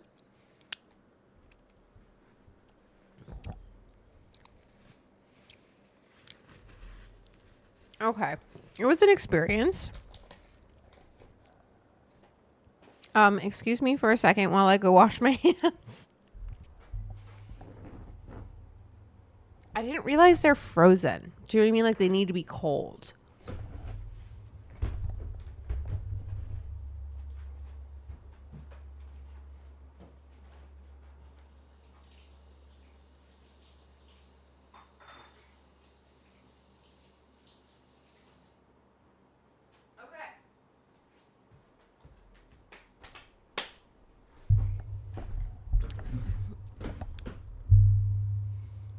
All right, so that was an experience. My aunt on my mom's side just called it old-fashioned bread pudding. When we were kids, we would go into farmhouse and she would have homemade bread and bun pies. It's like heaven. Yum, bread pudding. I love bread pudding. The mango was really pretty, very mango forward. So if you love mango, that would definitely, I would go there and get the mango. I wonder what the lemon, the citron would have been like. Well, thank you for sharing that memory with us, Kathleen. That sounds very comforting and delicious. Yeah, I mean, homemade bread. That's like the ultimate. You know? You can't beat it.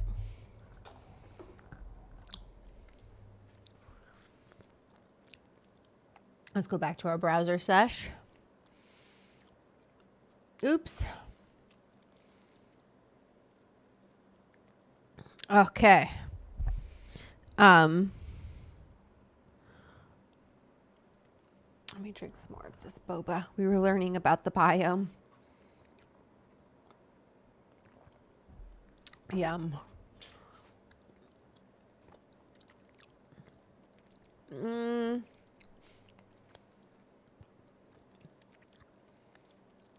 Sorry, those boba are really annoying to chew, but I also want to talk to you guys about something I want to do.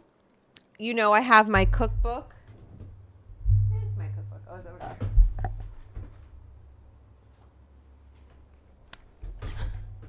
I have my cookbook, How to Eat Weed and Have a Good Time, out right now. And Housing Works Los Angeles, but I wanted to go to the Housing Works homepage.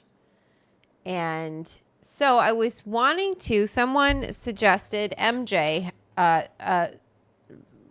someone from Instagram got my book, and they were defending me in the comments, and I wanted to send them a copy of my book, and they were like, yeah, that's great.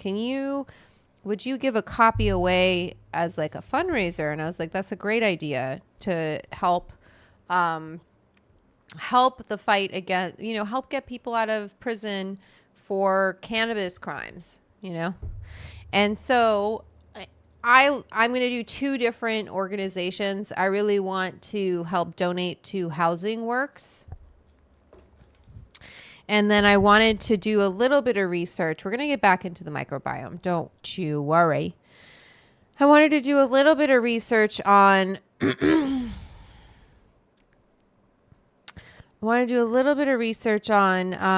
another organization.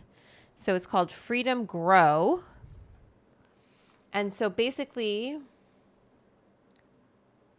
oh yeah, the Mario dude, you don't know about my cookbook?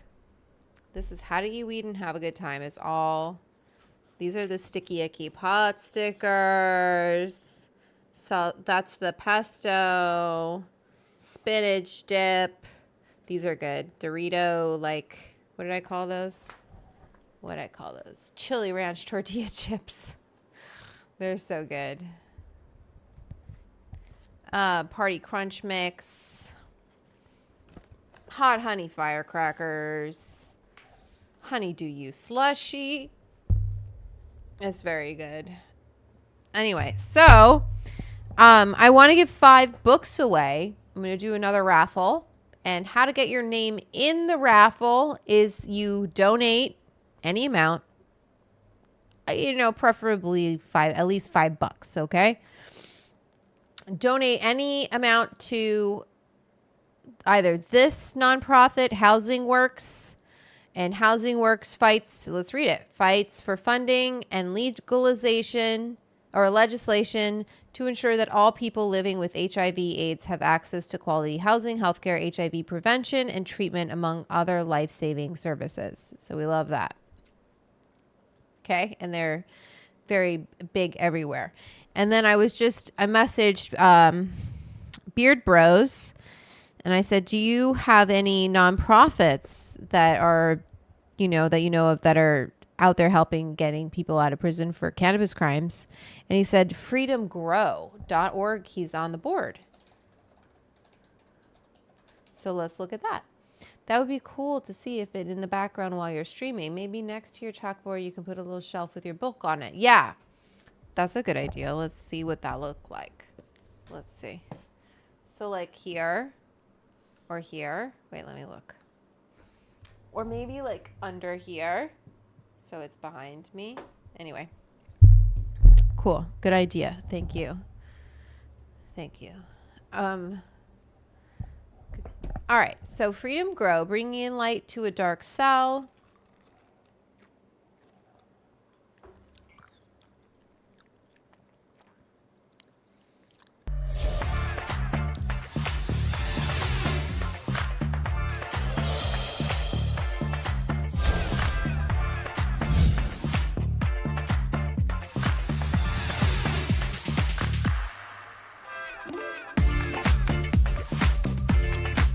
The culture at Pennsylvania Cannabis Festival runs deep. When we like the vibes that the whole festival puts out, they sold 18,000 tickets the first day. It gives us a little bit bigger outreach to get our message across to thousands of people. Our purpose is to educate and spread the awareness. Step right up. Let me tell you about Freedom Grow and what we do.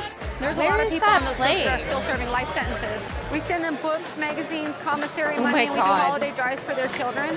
We grant wishes for them to give gifts to their families. We have Oh my God. I was like, where the fuck is that playing from? Because it's like flipping through these things. What a stupid website. Sorry. It's not their fault. program. Oh, man, God bless you. Yes, sir. We got Oh, that's fun. another donation. Yes, sir. Thank you. God bless you, man. Would you like a bracelet? It says free the prisoners. I spent more time in prison than you are old, probably. 27 years. My son's serving 7.5 years in a concrete cell. So those mamas have to stick together. I got arrested in the 80s, and my son was 7 days old. Oh my God. My daughter was 7 years old. My dad, he died in prison for weed. Alan went to prison for 5 years. Hi, would you like to sign a letter today to I was President really Biden lucky. asking for the release of all nonviolent marijuana prisoners? We believe all people should be released, their sentences expunged, so they can become a productive part of society and be successful. Why are people still in prison serving 20, 30 years life without parole? That's a real person. Every one of these people So are crazy. real. It's ridiculous. This is a piece of artwork done by one of our cannabis prisoners. We raffle his artwork off to help him fund Wow, his very comic book. talented. He said it's kind of like the puzzles of her putting her life together. He does beautiful, beautiful work. That's That's awesome. what this plant does. It brings about like-minded people with good vibes. Yeah. You're blessed, man. God. Thank you, Bibly. Okay. So to be put into the raffle for a dedicated cookbook, email me your receipt of donation to either, maybe we won't do Housing Works. Maybe we'll just do Freedom Grow because it seems more on it in the ethos of what this was about and what MJ had given to me as an idea for this fundraiser. So let's do that. Freedom Grow. send me a receipt of donation, any amount, preferably over $5 and up. But I understand if you can't. So whatever you can give, that's great. And email it to info@vanessalavarado.com. I get those emails. Don't you worry. I'll put it in the chat. Okay, info@vanessalavarado.com. Shout out to MJ. I also sent a book to MJ, don't worry.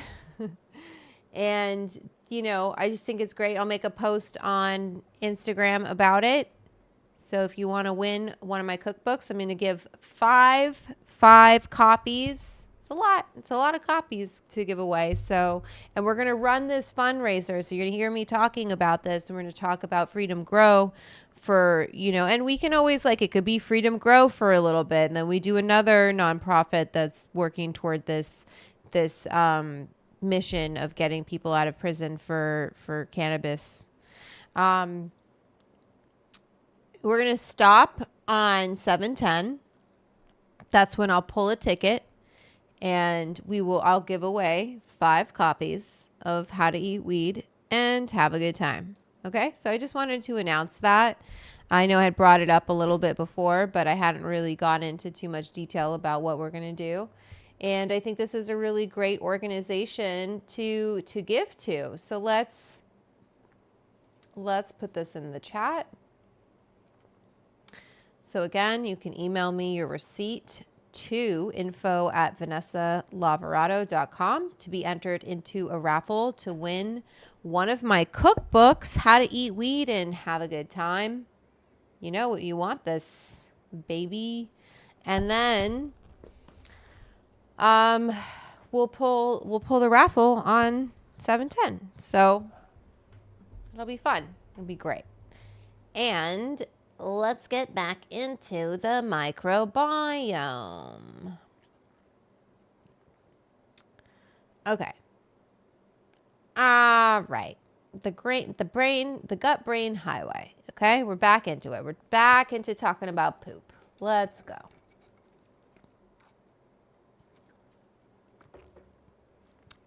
Hi, Pete.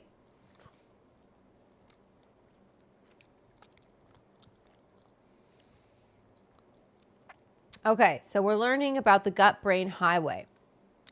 Let's introduce the gut-brain axis, which is a communication loop via nerves, vagus, like the vagus nerve, chemicals, and hormones, okay? Our gut produces, and it kind of talked about this in the video, our gut produces 90% of our serotonin, okay? That's a big deal. So that is going to affect our mood, our stress, our brain fog. It all stems from our gut, okay? Did you know that? Raise your hand. I'm going to do a little poll again. Let's do this. Oh, wait, I need to end this poll. Well, too bad if you guys didn't want me to go to that place because I did it. I always start a poll and I forget to end them.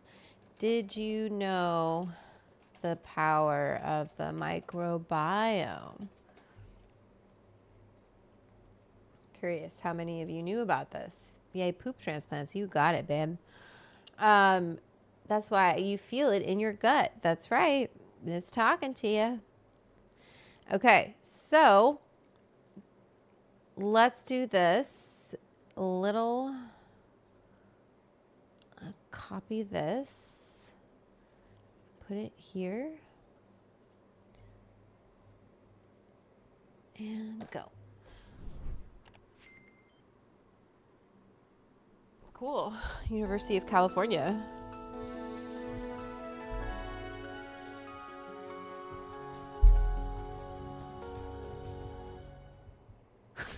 I don't know what that was. And welcome. Hi. My name is Kristen Dolan, and Hi. I'm the Assistant Director of Operations and Strategy for the Benioff Center of Microbiome Medicine at UCSF.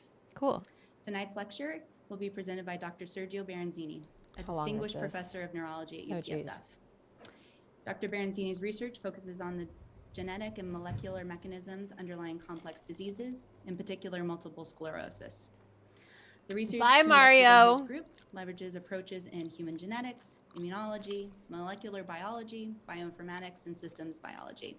Yum. Dr. Baranzini and his colleagues are also the creators of Spoke, an open knowledge network that aims to integrate all publicly available. All right, so we need to get to this guy. And on my interest in Is this going to thank be you, boring a Christine, little bit? and thank you for the opportunity to present today. Welcome everybody. So the title of my talk is The Gut-Brain Axis and How Gut Microbiome Influences Neurological Disease. This is and, heavy. Given my background and my interest in genetics and immunology and our focus on multiple sclerosis, which is probably one of the prototypic diseases that intersect the immune system and the central nervous system, I think I'll provide a rather unique perspective on how the gut and the brain might communicate. And this is what is known as the gut-brain axis. And the reason why the gut and the brain are related are multiple, in fact. Here I'm presenting a sketch of what it will be a section of the gut. And here you can see some of the cells that make up. This guy's a little too boring for me, you guys. I'm sorry. I know he's very interesting, and if you want to learn more, you can check him out. But I can't do a lecture today. So we're gonna learn from someone else who's not putting me to sleep. No offense, Doctor. What's your name? Well, whatever it is, no offense to you. Let's learn about 2-minute neuroscience. That's more my jam. Gut-brain axis is a term used to describe bidirectional Petra. signaling between the brain, a I large get that. portion of our gastrointestinal tract referred to as the gut, and the microorganisms that live in our gut, also known as our gut microbiota. Our understanding of the gut-brain axis has evolved over the years, however, and it is now considered a biological system that involves other structures as well, including the autonomic nervous system, enteric nervous system, immune system, and the neuroendocrine system. Petra. As this is a bidirectional system, it is thought to not only... Is that why this is like, I'm sorry, I didn't realize that this was going to be triggering. My bad. No wonder. That's scary. No, thank you. ...be a way for the brain to influence activity in the gut, but for the gut and gut microbiota to potentially affect the function of the brain. It has long been recognized that the brain can influence the gastrointestinal tract through a variety of mechanisms, in the process affecting digestion, gastrointestinal motility, and sensations in the gut, among other things. But more recent evidence suggests that the gut microbiota can influence the function of the brain through multiple mechanisms as well. One such mechanism involves affecting activity in the vagus nerve, a cranial nerve that connects the brain and the gastrointestinal tract. Activity in the vagus nerve has been shown to influence various behaviors, ranging from feeding and look at where it all is. to anxiety and depression. Yeah. Gut microbiota may also be able to stimulate cells in the gut that produce neurotransmitters like serotonin, which can affect brain activity. The gut microbiota may also influence immune signaling. And okay, so then think about, all right. Sorry. Dumb it down a little bit for us. Okay, so basically, all right, how do I say this? When we eat things, that goes into our gut, and that then communicates through the vagus nerve, it can affect, let me go back. I gotta watch this. Let's watch this fucking again. It's only 2 minutes, all right? Sometimes you gotta watch things 2 times to understand it, really. Gut-brain axis, right? Gut-brain axis is a term used to describe bidirectional signaling between the brain, a large portion of our Okay, what's bidirectional signaling? That means two-way, bidirectional. Both, I'm going to say, we can Google it. What the fuck does that mean? I'm guessing. I'm using my brains. Bidirectional signaling. A type of cellular communication where signals are sent and received between 2 interacting cells, meaning both cells influence each other. Okay, so that's what they mean by... I also don't have a gallbladder, so you really can't eat any fat, Petra, if you don't have a gallbladder, right? You have to be careful with your fat intake. Okay, so a large portion of our gastrointestinal tract referred to as the gut and the microorganisms. Okay, so the gut-brain A axis. large portion of our gastrointestinal tract referred to as the gut, and the microorganisms that live in our gut, also known as our gut microbiota. Okay, so these are all the things. So the gut microbiota are talking through the brain, go from the gut talking to the brain. Our understanding of the gut-brain axis has evolved over the years, however, and it is now considered a biological system that involves other structures as well, including the autonomic nervous system, enteric nervous system, immune system, and the neuroendocrine system. So autonomic system, let's look up what that means exactly. So that is regulates involuntary bodily functions such as your heart rate, digestion, and breathing, right? So our food, our microbiome, it can affect that, this system, this communication between our microbiota, our gut microbiota, and our brain can impact our involuntary system, involuntary physiological processes, including heart rate, blood pressure, respiration, digestion, and sexual arousal. Okay? So your gut,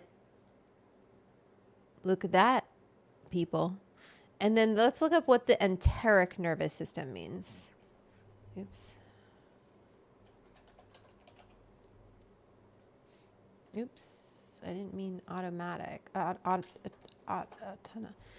Is a vast network of neurons embedded in the walls of the gastrointestinal tract often referred to as the brain of the gut. It controls digestive functions, including motility, secretion, and blood flow, and can function independently of the central nervous system. Wow, kefir has helped my stomach lately. Well, there's a lot of good bacteria in kefir. Okay, and then we have the immune system. I think we all know what that is. The neuroendocrine system, okay? I know what the endocrine system is, but I don't know what the neuroendocrine system is a complex network of cells, tissues, organs that integrates the nervous and endocrine systems to regulate various bodily functions. It essentially acts as a communication pathway between the brain and the rest of the body. So this is kind of like this junction, right? Anyway. The brain and the rest of the body using nerve signals and hormones to maintain homeostasis. So when we talk about homeostasis, we often talk about homeostasis because we're going to talk about cannabis and how cannabis and the endocannabinoid system interact with all of this. And we're going to look at an article about that in a moment. So this is all very interesting to see. So we have our gut, and what are we? We're the Edibles Club. So when you think about how we can use cannabis for our gut and achieving this homeostasis, it's interesting. Very interesting.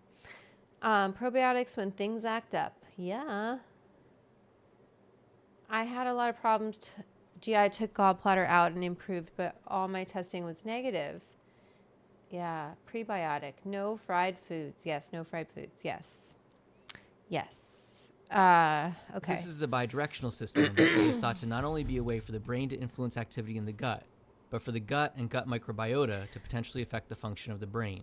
Right. So we think the brain, our instinct is always like the way we've been taught traditionally is like the brain controls everything, right? It's just the brain telling everything else what to do. And what this is telling us is no. First of all, we're only 40% human. So the microbiome in our gut, since it's whatever they said, the way that the system is, they're both communicating to each other. So the gut can influence the brain. And that's what we're trying to say. Elio the alien, you like it? Oh, that's good. Pete, I smoked weed and hurt my knee. How does that happen? It has long been recognized that the brain can influence the gastrointestinal tract through a variety of mechanisms, in the process affecting digestion, gastrointestinal motility, and sensations in the gut, among other things. Right? But more recent evidence suggests that the gut microbiota can influence the function of the brain through multiple mechanisms as well. Wow. One such mechanism involves affecting activity in the vagus nerve, a cranial nerve that connects the brain and the gastrointestinal. So how the microbiota is affecting our brain is through the vagus, one of the ways. Through the vagus nerve. Okay, now let's look at what this vagus, look at everywhere this vagus nerve goes throughout our body, right? So it's going down here. Here's our thyroid. So it's going to be, and thyroid alone, impacting the thyroid alone will impact your metabolism, how much you sleep, your body temperature regulation, blood circulation. Your thyroid is very, very important and understudied. Endocrinologists, like they're just like any kind of science or medicine. There are good doctors and there's not so good doctors, and different ways of thinking about things. And some doctors who think like there's like a spectrum for your levels, and they'll be like, oh no, you're fine. And some will tell you, no, you're not fine. Anyway, I've had hypothyroidism since I was very young, like 15 years old. And I know you're like, what do you mean you have hypothyroidism? You're thin. But I have, you want to see my levels, but I'm not showing you them. But your thyroid is very, very important. That's what I came here to say. Tract. Activity in the vagus nerve. But look at where else it is, right? So in our lung, or not in, is that it? Is that considered part of it? Whatever. It's going all through here, our heart, into stomach, and all up in there. And it's all talking. So nerve has been shown to influence various behaviors, ranging from feeding and socializing to anxiety and depression. Gut microbiota may also be able to stimulate cells in the gut that produce neurotransmitters like serotonin, which can affect brain activity. The gut microbiota may also influence immune signaling and affect levels of inflammation in the gut, both of which have the potential to influence nervous system function. Oh, let me show you this. And metabolites produced by gut microbiota may enter the circulation of the body at levels high enough to have biological effects. Wait, I missed that part. So let me go back, and also let me show you this flower. Let me cover my eyeballs because now I know that's what it is. So I just wanted to show you guys this flower that I'm smoking. This is from CBX, Cannabis. Okay, cute. And it is the tropical lemonade. I really like that name too. I was like, yum, hello. Love a tropical lemonade. I needed to be a little zippy this evening. We gotta gab about the microbiome. Hash and weed coming inside from my patio. I tripped and fell on the stairs. Oh my God, Pete, I'm sorry to hear that. You gotta be careful. Hope you're okay. Okay, let's keep going. I'm going to roll up this joint, but I wanted to go back a little bit. May enter the circulation of the body at levels high enough to have, and metabolites produced by gut wait, and affect levels of inflammation in the gut, both of which have the potential to Okay, so can affect levels of inflammation in the gut. You don't want inflammation in the gut, both of which have the potential to influence nervous system function. And metabolites produced by gut microbiota may enter the circulation of the body at levels high enough to have biological effects. Okay, so metabolites. So metabolites created by the microbiota, so things to metabolize things. Of course, they'd have biological effects. These mechanisms, along with many others, have the potential to influence the brain and behavior, and may even increase the likelihood of certain behavioral, psychiatric, and neurodegenerative conditions. And so that's what that other doctor who was super boring, I'm sorry I couldn't listen to that guy, was talking about with that in multiple sclerosis and how the gut-brain axis can impact that. Petra, I need a chiropractor. My back hurts all the time. I'm not touching that topic, okay? I am not touching that topic this evening of chiropractic, okay? Let's go. Oh, is that it? Okay, that's it. That was all we got there, okay? That was all we got on that one. All right, I wanted to look at how how cannabis and the endocannabinoid system interacts with gut microbes. So let's look at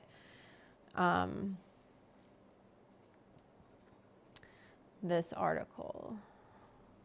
Sativa, definitely a sativa, I think. I couldn't say though. Feels like one. What does that mean? Okay, not going to download the article. The microbiome and gut endocannabinoid system in the regulation of stress responses and metabolism. Do you guys want me to read this to you? You don't have a choice. Okay, some of you knew and some of you didn't know. So this is educational to some. The ECS with its receptors and ligands is present. What the fuck is a ligand? Why don't I? It's like, you know, what do I know? What do I know? A ligand is a molecule or ion that binds to a central atom or molecule, often a metal ion or a protein, to form a larger complex. Cool. Cool, okay. Oh, I see. And ligands is present in the gut epithelium and enteroendocrine cells. Sorry. I don't know a lot of words, okay? Especially this kind of stuff. So I'm just going to Google it if I don't know it. Also known as epithelial tissue, is a type of body tissue that forms a continuous sheet of cells covering surfaces, lining cavities, and forming glands. Interesting. It acts as a protective barrier. Okay, so in the gut, right? Okay, that makes sense. Plays a role in secretion and absorption. Can be found in various locations throughout the body. Very cool. We're so weird. We're so complex. Isn't that interesting? There's no Bon Kim. I'm sorry. She's not feeling well. I guess I could put the Sony up. Let me do it. I'll do it for you, Pete. Send me some money and I'll send me a super chat and we'll put the Bon Cam up. I'll put it up while you guys are sending them to me. My phone has trouble.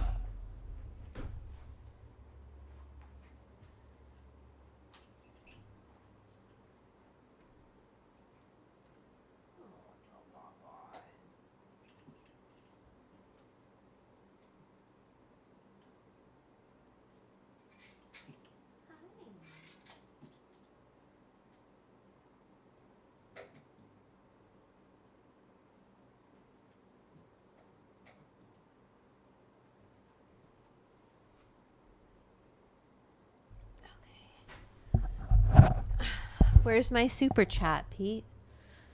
Where is my super chat? Okay, so let's see. I'm gonna do a video capture device. iPhone. No, why isn't it? Why don't I see the NDI?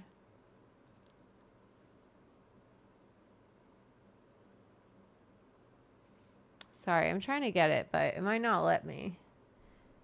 Cause let me delete that.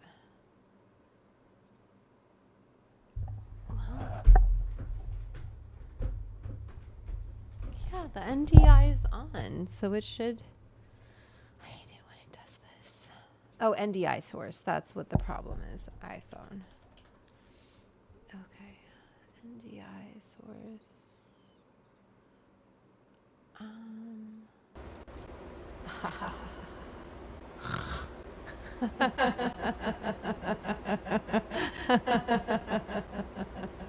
There you go, Alan.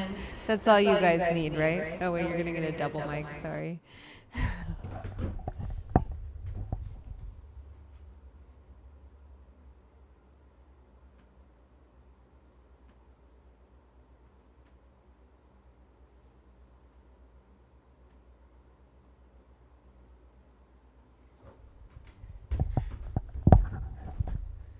Okay, let me make it just a little smaller. Okay? You happy? You're happy. Okay, so Bonbon had 2 vaccines today, so she's very tired, okay? She's a tired little girl.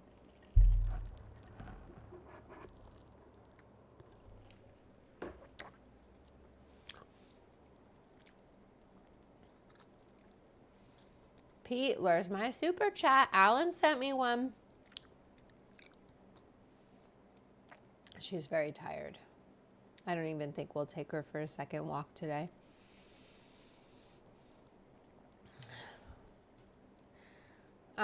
Okay. So we're learning about all of this stuff that I didn't know. So it's in the, so our receptors are in the epithelium, which is interesting because that's like that barrier, right? Of course, makes sense. So when you get inflamed, cannabis is anti-inflammatory when we talk about that. And anyway, enteroendocrine cells. So that means interior, your endocrine cells that are in your body, and is, well, it's all into your body, whatever, and is able to modulate brain functions, both indirectly through circulating gut-derived factors and directly through the vagus nerve, finally acting on the brain's mechanisms regarding metabolism and behavior. The gut endocannabinoid system also regulates gut motility, permeability, and inflammatory responses, right? But that's interesting, permeability, so it can influence how much goes through. Furthermore, microbiota composition has been shown to influence the activity of the endocannabinoid system. Okay, so many people talk to me about not being able to feel edibles, and I wonder if it has to do with their microbiota on top. Like we like to say, oh, it's because you don't have these enzymes, and it might be more complicated than that. It might be your microbiota composition. Our bodies are so complex, and that's why I don't like to be like, oh, it's because of this. I always say, I've heard it can be due to your liver not secreting the enzymes necessary to metabolize THC into 11-hydroxy, but I am no doctor. I am a curious stoner. Anyway, so interesting. Where were we? This review examines the interaction between microbiota, intestinal endocannabinoid system, metabolism, and stress responses. We hypothesize that the crosstalk between microbiota and intestinal endocannabinoid system has a prominent role in stress-induced changes in the gut-brain axis affecting metabolic and mental health. And this is, I really want to write a book, my next book, about cannabis and health. Interindividual differences are commonly observed in stress responses. Interindividual differences are commonly observed in stress responses, but mechanisms underlying resilience and vulnerability to stress are far from understood. Both gut microbiota and the endocannabinoid system have been implicated in stress resilience. We also discuss interventions targeting the microbiota and the endocannabinoid system to mitigate metabolic and stress-related disorders. Hi, Kyle. Petra, if I get in one, I probably won't get out. Get in what, a bathtub? Totally. I was rolling a joint. I got distracted. We're going to keep reading, but I do need a joint. Oh my God, they're starting with Hippocrates, please. Okay, so furthermore, the microbiota composition has been shown to influence the activity of the endocannabinoid system. This review examines the interaction between microbiota, intestinal endocannabinoid system, metabolism, and stress responses. Oh, wait, we already read this. Both microbiota and the endocannabinoid system have been implicated in stress resilience. We also discuss interventions targeting the microbiota and the endocannabinoid. I already read all of that. Sorry, sometimes I reread things. Introduction. As stated by Hippocrates, all diseases start in the gut. That's actually a pretty good quote. I should have used that in my description. As stated by Hippocrates, all diseases start in the gut. Now it is time to believe in our gut instinct and treat the gut as a master regulator of our physiology. Over the last 2 decades, a plethora of studies have clearly established the role of the gut-brain connection of the gut microbiota in various metabolic, neurological, and psychiatric disorders. Interesting. The gut-brain connection is instrumental in molding our physiology, emotional behavior, and stress response. Okay. Stress defines, what is frontiers anyway? What are we reading? What is this? What is this website? Research topic. Okay, we'll go back to see what this journal is. Therefore, any change and imbalance in the gut microbiome might affect our mental and metabolic health. Oops. Hi there, guys. Hi, Kyle. Bonbon looks like me in an hour. I know. Bonbon looks like me also. And probably, not going to lie, about a little over an hour, I will be asleep. Or I'll at least be in bed. I go to bed early. I wake up early. That's just how I roll. I don't know what to do about it. I just started living my life that way, and now I can't go back. You know, like I used to go to bed. Let me lift this up. I used to go to bed at like, I don't know, 11, 12, whatever time. I never was like a real night owl, staying up till like 2 or 3 or anything like that. I always like to sleep. That's that hypothyroid, you know, we're sleepers. And that's how I caught it, was because I was sleeping so much. Anyway, so, what was I saying? I go to bed early. I'm rolling this joint. I go to bed really early. And then I wake up at like 5:36. I'm sure you see me. I love to hop on social media and take my anger out for the morning on MAGA people. Probably fighting with the troll in Russia. I'm like, anyway, like a bot, not a troll, like a fake bot is who I'm fighting with.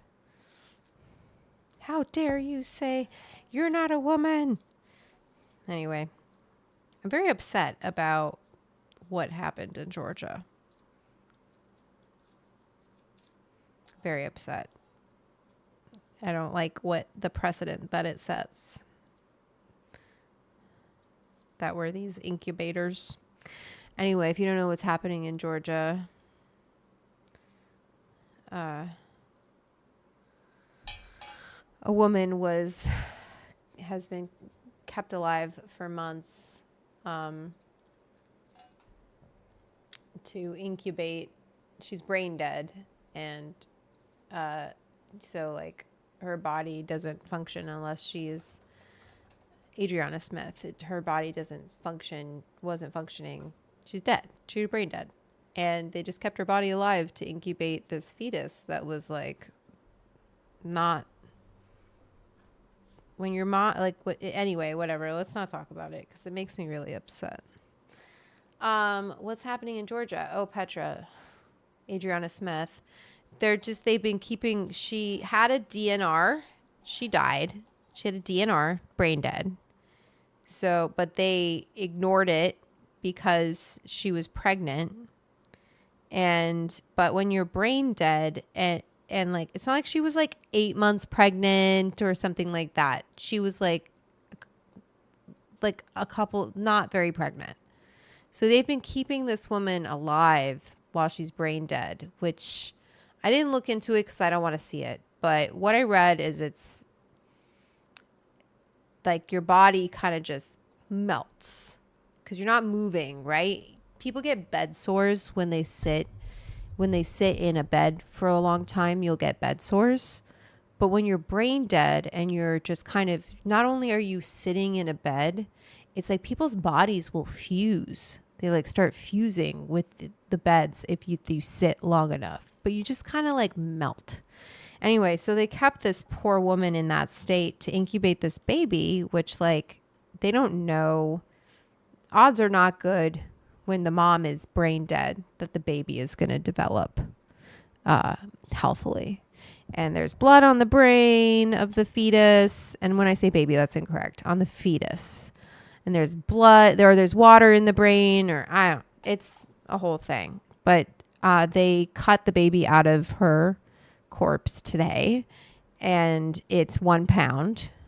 And not that 1 pound babies haven't survived, which, you know, it's like a shock when that happens. It's like, oh, this 1 pound baby survived. And so not only is it 1 pound, it's also a 1 pound baby that was incubated in a mom that was brain dead. So it's just a really fucked up situation. And the only reason that it's happening is because of the state of Georgia and the anti-abortion laws that are in place there. So it's sad. I feel bad for the baby that literally, so now it's born, whatever. I don't cut out of her, not born, out of her corpse. And it's only if the only thing it's going to know, it's like, yeah, pain. It just, whatever. I don't want to think about it and what it says about the state of our country and how our country sees women and our bodies and our lives. And it just makes me sick. So, and also for the family, can you think about the medical, like Georgia's not going to pay the hospital fees to keep this woman incubated for months or alive. I mean, and incubate the fetus for months. They're not paying those fees. So this family is going to be saddled with a lot of medical debt. So there's a lot of it's a very, very, very complicated, fucked up situation. And more of these situations kind of keep coming out from abortion banned states. You get just tons of stories like one woman found out like she wanted her baby, right? This woman wants her baby, but her baby like doesn't have like her back's all like, it's really a fucked up situation for her. Baby's not healthy. It's not going to be like, not like, oh, she can still live her life. And her whole life would just be pain if she survived, this poor baby. But because of the laws in her state, she can't do anything about it. Right? Like, it's just like, oh, too bad. That's what God wants. And I just think that's such a fucked up, cruel way of looking at life and how to live life and the kind of freedoms that we want to give people with what they bring into the world, you know, with it's a big responsibility to become a parent. You know, like if your baby's going to be born, their brain's going to be on the outside of their head and they're going to not live very long. And all they're going to know is pain for the short amount of life that they do have. Would you choose that for them, for anyone? I wouldn't, you know, and that's like an extreme situation. I am pro-choice across the board. Across the board. Our bodies, our choice. Fuck off. You know? But doctor saying, well, we're going to let you go into septic shock and then bill you $80,000. Exactly. Sorry, was AFK. Did their treats arrive? Nina, treats arrived and are gone. And the peach one, listen, I'll just say this. You were right. Okay? I'll cut a little reel from it and you can see me watch me. The Bonbon Cam is up. She got 2 vaccines today. She heard her name like slightly there. And normally she would like look over at me and be jumping for treats. Like if she heard her name or heard that word. But because of the vaccines that she had today, she is totally zonked. She's not feeling good. She got a temperature thing put up her butt. I had to wash her feet today with a special shampoo because I'm trying to get her allergies and her her paw condition under control so she's not licking her paws all the time. I feel so bad that anyway, so I'm gonna take care of Bonbon, which was better, citron or peach. No, I got the mango. I got mango and peach. And honestly, Nina, I didn't like either one of them. They were okay. It's exactly what you said. It's like, okay. People are faking it when they do these videos and they're like, oh my God. Or maybe they really liked it. I don't know. It's not my thing. Tornado. Hey, Indian God. Kathleen Coughlin. I would not have a grandson today if my daughter-in-law was not able to miscarry. She had lost 3 pregnancies by not her choosing. Yeah, exactly. Childbirth is so complicated. I just think like people should let doctors do what they do, and politicians should get their fucking noses out of what the medical industry is doing. I don't give a fuck what some trust fund kid thinks about anything, to be honest with you. I don't care what Bobby Jr. thinks about really anything. And I have no idea what they think they're doing within the medical world and trying to tell people what they should do with their bodies, anything. They all need to fuck off. Anyway, tornado info. I know there was a tornado maybe was it in St. Louis? Where are you seeing this? Oh wait, gooey butter cake. What up, homie? Waiting on the tornado alerts in the Midwest with some green cracking gooey butter cake. I was talking to someone in St. Louis today, and he said that there was a tornado warning there. So are you close to there?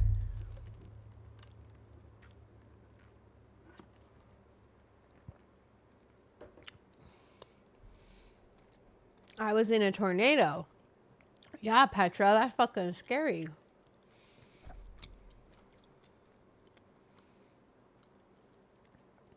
Don't drive, Pete, if you're too high. Yeah, Petra, tell us about the tornado if you want to. Where were you? I'm going to keep reading about the endocannabinoid system, okay? Let's read about this. Yep, you're in STL. Okay, cool. See, there you go. Yeah, he said there was tornado warnings there, but I guess it's kind of normal for you guys. It's like earthquakes here. You're just kind of like, I don't get out of bed if it's under a 4.0, even if it's high. It's like, I was in Hollister in 89, and Hollister was right in the middle of that big earthquake. Have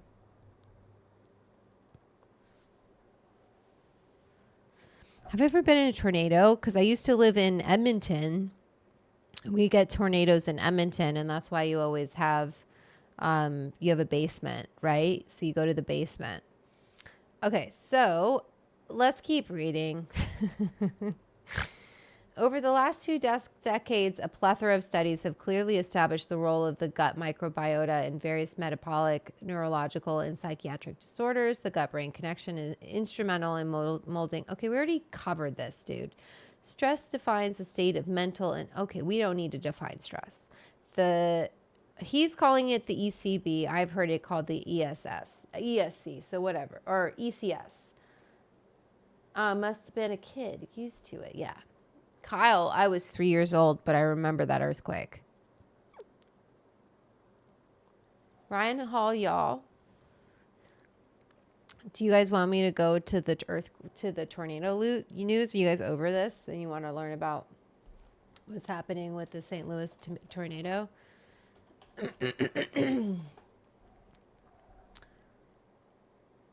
Oh, it's canceled. Tornado watch lifted for much of St. Louis region.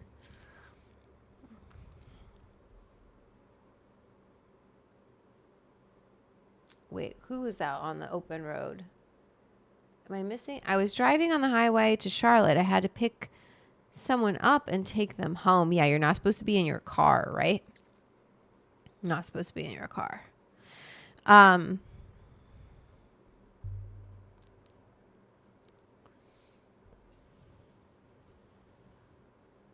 So they use synthetic phytocannabinoids targeting ECB. faces many challenges owing to multiple receptors and ligands acting through different mechanisms. In this review, we summarize the role of the ECB in gut physiology, stress response, and its crosstalk with the gut microbiome. This is a very long article and very boring. Just tell me what's going on, sir. Let's look at some photos. We need some drawings. The endocannabinoid system is the gastrointestinal tract. In the gastrointestinal tract. Very interesting. Let's look at this. I don't even know what these are. What the fuck am I looking at? These are the... Can you see that? Wait, let me see what you guys can see. Let me pull this over a little bit. It'll make me over a little bit. And there we go. Okay. So we've got... You guys can see this. Okay. So here's our receptors, right? And this is this. Okay, so this is in there. So here's our CB1 and CB2. So CB2 receptors are in more immune cells, and CB1 I thought was, so CB1 is more like, I guess, psychoactivity, or not psychoactivity, but your brain. Maybe that's what's, I don't fucking know. What are they doing in here? What are they doing in here? Okay, glucose. These are all of these. K cells. This is interesting. Oh, here we go. CB1. So here's our receptors right here, right? CB1. These are our receptors. Got it. And where's my fucking Reefer Madness book? Because Dr. Kirk talks about it. If you guys haven't gotten Dr. Kirk's book, Reefer Wellness, not Reefer Madness, Reefer Wellness, Dr. Riley Kirk's new book, Reefer Wellness, is out. And it's awesome. Okay, so let's go back to this. Microregulates many GI functions such as gut. We already talked about this. CB1R is expressed in different cells in the gut, including epithelial cells colored in violet. Got it. And different types of okay. Those are in yellow. Okay, so our enteroendocrine cells. So I wonder, so those must be communicating with our thyroids too. Interesting. In the mucosa layer. In the CB1R is present in the nervous system, in particular in the cell bodies of the transmitters. Further is expressed in the afferent vagal neurons. Whoa. Okay. Furthermore, so it's in the vagal neurons. Afferent. We need to Google this word. Let's Google this fucking word. What does that mean? What does that mean? We don't know. Vagal afferent neurons are sensory neurons within the vagus nerve, right? Hey, look at this. We were talking about the vagus nerve and how that's the brain gut axis, right? And so the endocannabinoid system is also is expressed in the vagal neurons. Okay, I don't know what it means totally, but it's all connected, and how cannabis impacts that. CB2R, so CB2 receptors, is expressed in immune cells. That's what I was saying. So the CB1 are expressed in the afferent vagal neurons. And the vagal neurons is, what did I say? It's CB1 are communicating with the brain. And that's how they're communicating with the brain. They're communicating with the brain. The receptors kind of are communicating in the same, not in the same way, but the same pathways. They're using the same freeways as the microbiota. Isn't that interesting? So even furthermore, wouldn't that mean our edibles have, it's not even just like this entourage effect, like fuck the entourage, not fuck the entourage effect, but it's like it's more like how can you use food, like fermented foods? Is there a ways to kind of, if people can't feel edibles or for health or for like, I don't know. It's just interesting. I think there's something here. We're going to have to, Kathleen, this is so technical. I mean, I know about the CB1 receptors and the CB2 receptors. CB2 receptors are expressed in immune cells, right? And I was like, oh, so we have immune cells in our gut, of course. And then the CB1 receptors are expressed in the vagal neuron. So it's going that communication between the gut and the brain, the vagus nerve. And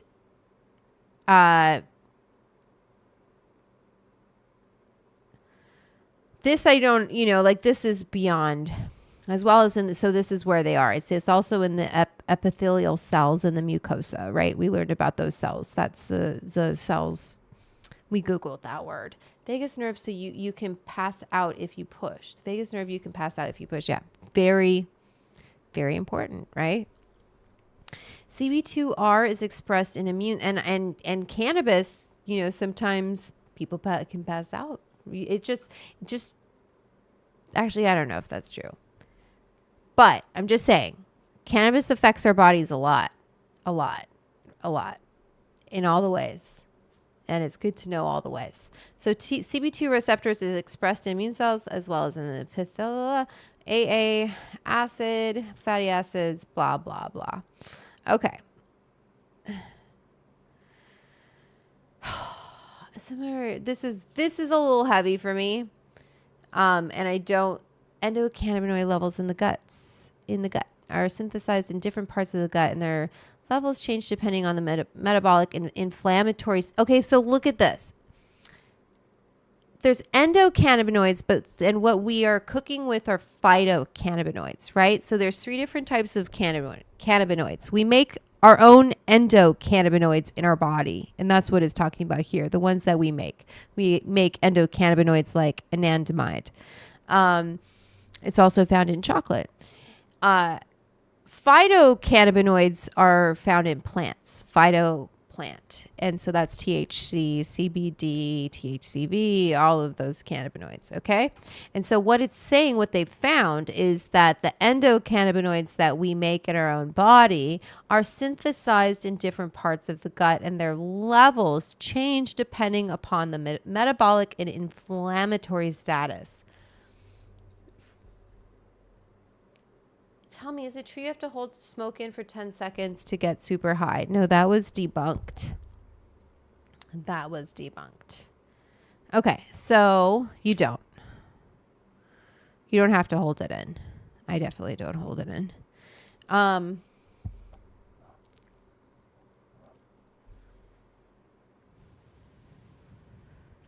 Okay, so the levels of 2-AG and AEA increase after or so sensory exposure of dietary fats in a vagus nerve dependent manner. Interesting effect was absent with the carbohydrate or protein intake. Huh.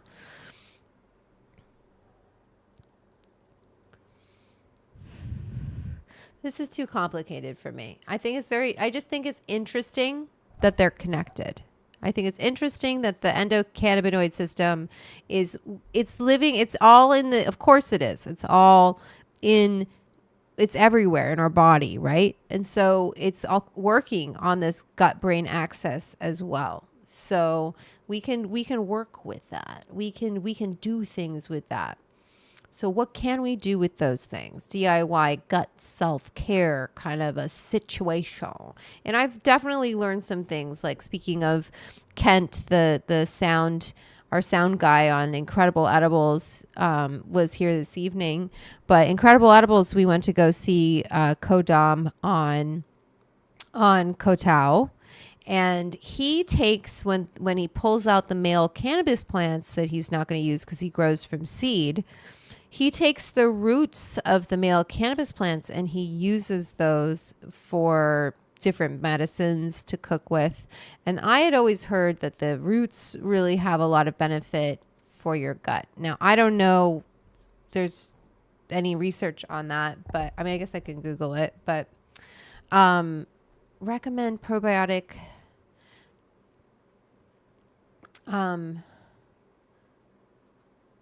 So I feel like should we make something fermented for the club, like a kefir or something like that has fat in it, so it would be easy to ferment.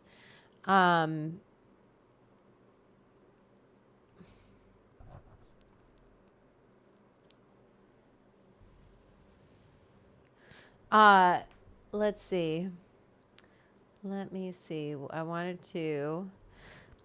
We could do like a prebiotic edible. That would be cool. Or like a kefir smoothie would be yummy. Let me see what this is really quickly. Oh yeah, let's look at this. This will be funny.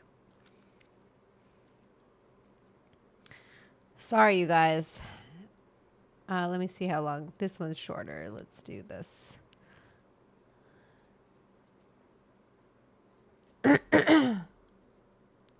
Ooh, pickles would be fun. Hi there. My name's Ooh, I can't hear her. And I'd just like to take a little bit of time today to go through the Bristol stool chart. So let's first talk about the Is she Canadian? constipation. So when people think about constipation, sometimes they think that they're constipated if they don't have a bowel movement every single day. And this isn't actually or necessarily the norm for everyone. There's a huge variation. Some people will have 1 to 3 bowel movements a day. I have it as loud as it'll go. I'm just letting you guys know. She's very soft spoken. Others will have 2 to 3 bowel movements a week. What I think is important is to notice and pay attention to a significant decrease in the typical pattern of your bowel movements. And also, on top of that, considering a change in effort. So if you find that you're having the urge to have a bowel movement and you sit down and you feel like nothing's happening, and Let me put the. feeling the need that you need to push, you need to bear down. Don't push. Breath, Don't get your face don't gets get red, or you're grunting and hemorrhoids. straining. That's not normal. And You want to make pickles. consider the consistency of your stool. Do any pickles call for fat though? Because we got to put some kind of fat in that. I don't think pickles is good, but I need something that like has a little kind of fat in it. Sorry, what's she going on about? She's going on about poo. We're talking about the Bristol stool chart, Nina. This sesh is about our microbiome and a healthy gut. Any changes in the consistency. So that's when Look the at your stool poo. chart comes into play. And we You gotta really look at your highly poo. Support the need to look at your poo. So See? basically up here, the type 1, type 2 is Not where good. we place you in the constipated kind of Not aspect, where good. It's hard. If heavy, you got some rocky. deer pellets. This is very traumatizing to the pelvic floor muscles. Yep. It can cause significant pelvic floor weakness and even some nerve injury trying to pass this type of stool, the consistency. And then if you can go on to the other extreme of things, this isn't constipated. This is very watery, diarrhea. Is there fish oil in kimchi? Because then we can. I can ask Esther. I'll ask Esther Choi if I can put some fish oil in kimchi. I don't see why not. Type of Ooh, a fried pickle would be good. stool, and that might indicate some issues. And with you know what I liquid have? absorption. My friend Sarah Kirsten, I bought one of her a while ago. I bought one of her really beautiful fermentation jars. I'll post her ceramics. She's a member of the Edibles Club. Your nutrition, but this can be very difficult for pelvic floor muscles to be able to keep you continent. So you might end Poop up your having pants. some accidents. She's saying if your poo is too loose and fluffy like this, that you might poo your pants when she says incontinence, because you can't hold it in. It's not sturdy enough to hold it in. You can't tighten up that sphincter enough, okay, to like keep it in there, and then it just slips right out, right down your leg onto the floor, and that's embarrassing. Because of this. So we want to try to get you right into the middle around the type 4 area where the stool is softer and smoother, easier to pass. Yeah, you shouldn't even push. Consistency really helps for reducing the strain. And also, you should just like sit down and boom. It shouldn't be like 20 minutes on the toilet. You shouldn't be there like an hour. There should be no reading happening on the toilet. It should be so fast that you're like up, out, boom, bing, bada boom. Go. Rabbit turds, no. Pain and the effort. Sorry, and the Nina. potential trauma on the pelvic floor muscles. So this is a very important chart to refer to and to consider when you're thinking about whether or not you might be constipated. Oh, she's gone. Thank Thank you. Okay.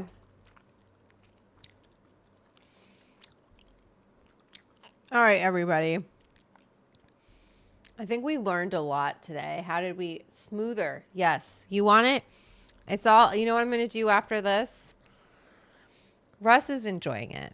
I'm going to drink a glass. Should I do that really quickly? Make a glass of psyllium husk. I don't know where I put my psyllium husk, but I'll post it to the club. But I'm going to have a big glass of psyllium husk and water for the fiber. It's the whole show is about the microbiome, Nina. The whole theme today is about our microbiome and our gut. We're talking about all of that.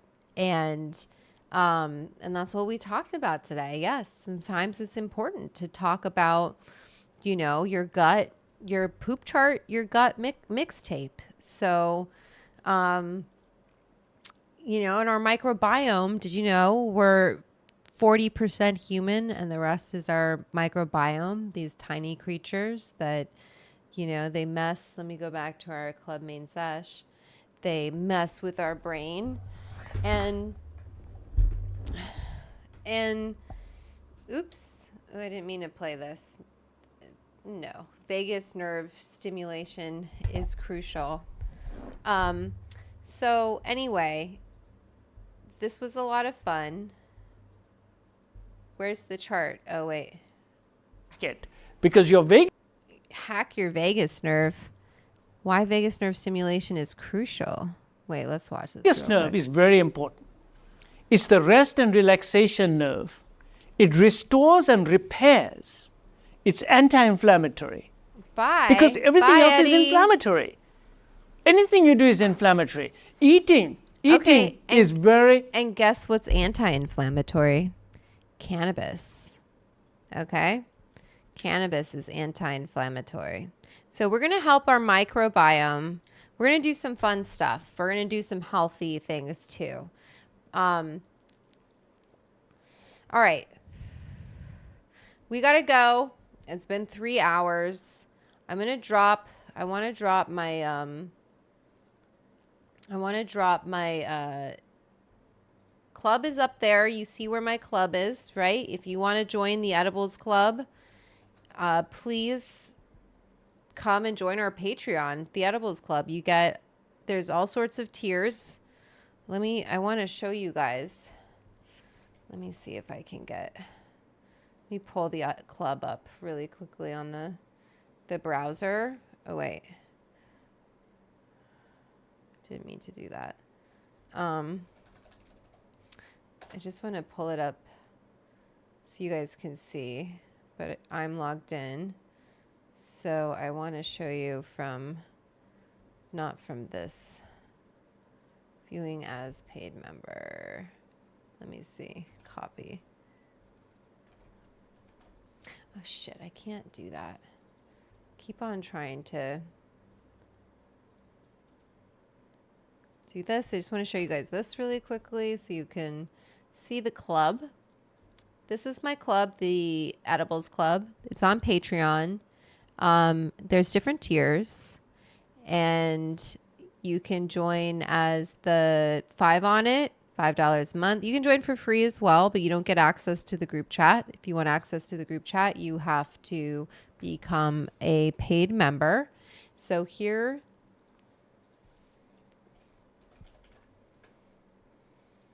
oops, didn't mean to do that. Well, now you saw how much the club is making. Well, that's an estimate, just so you know. That's not. Oh, wait, what am I doing here? Oh, you can't see anything. Why isn't it pulling up the browser?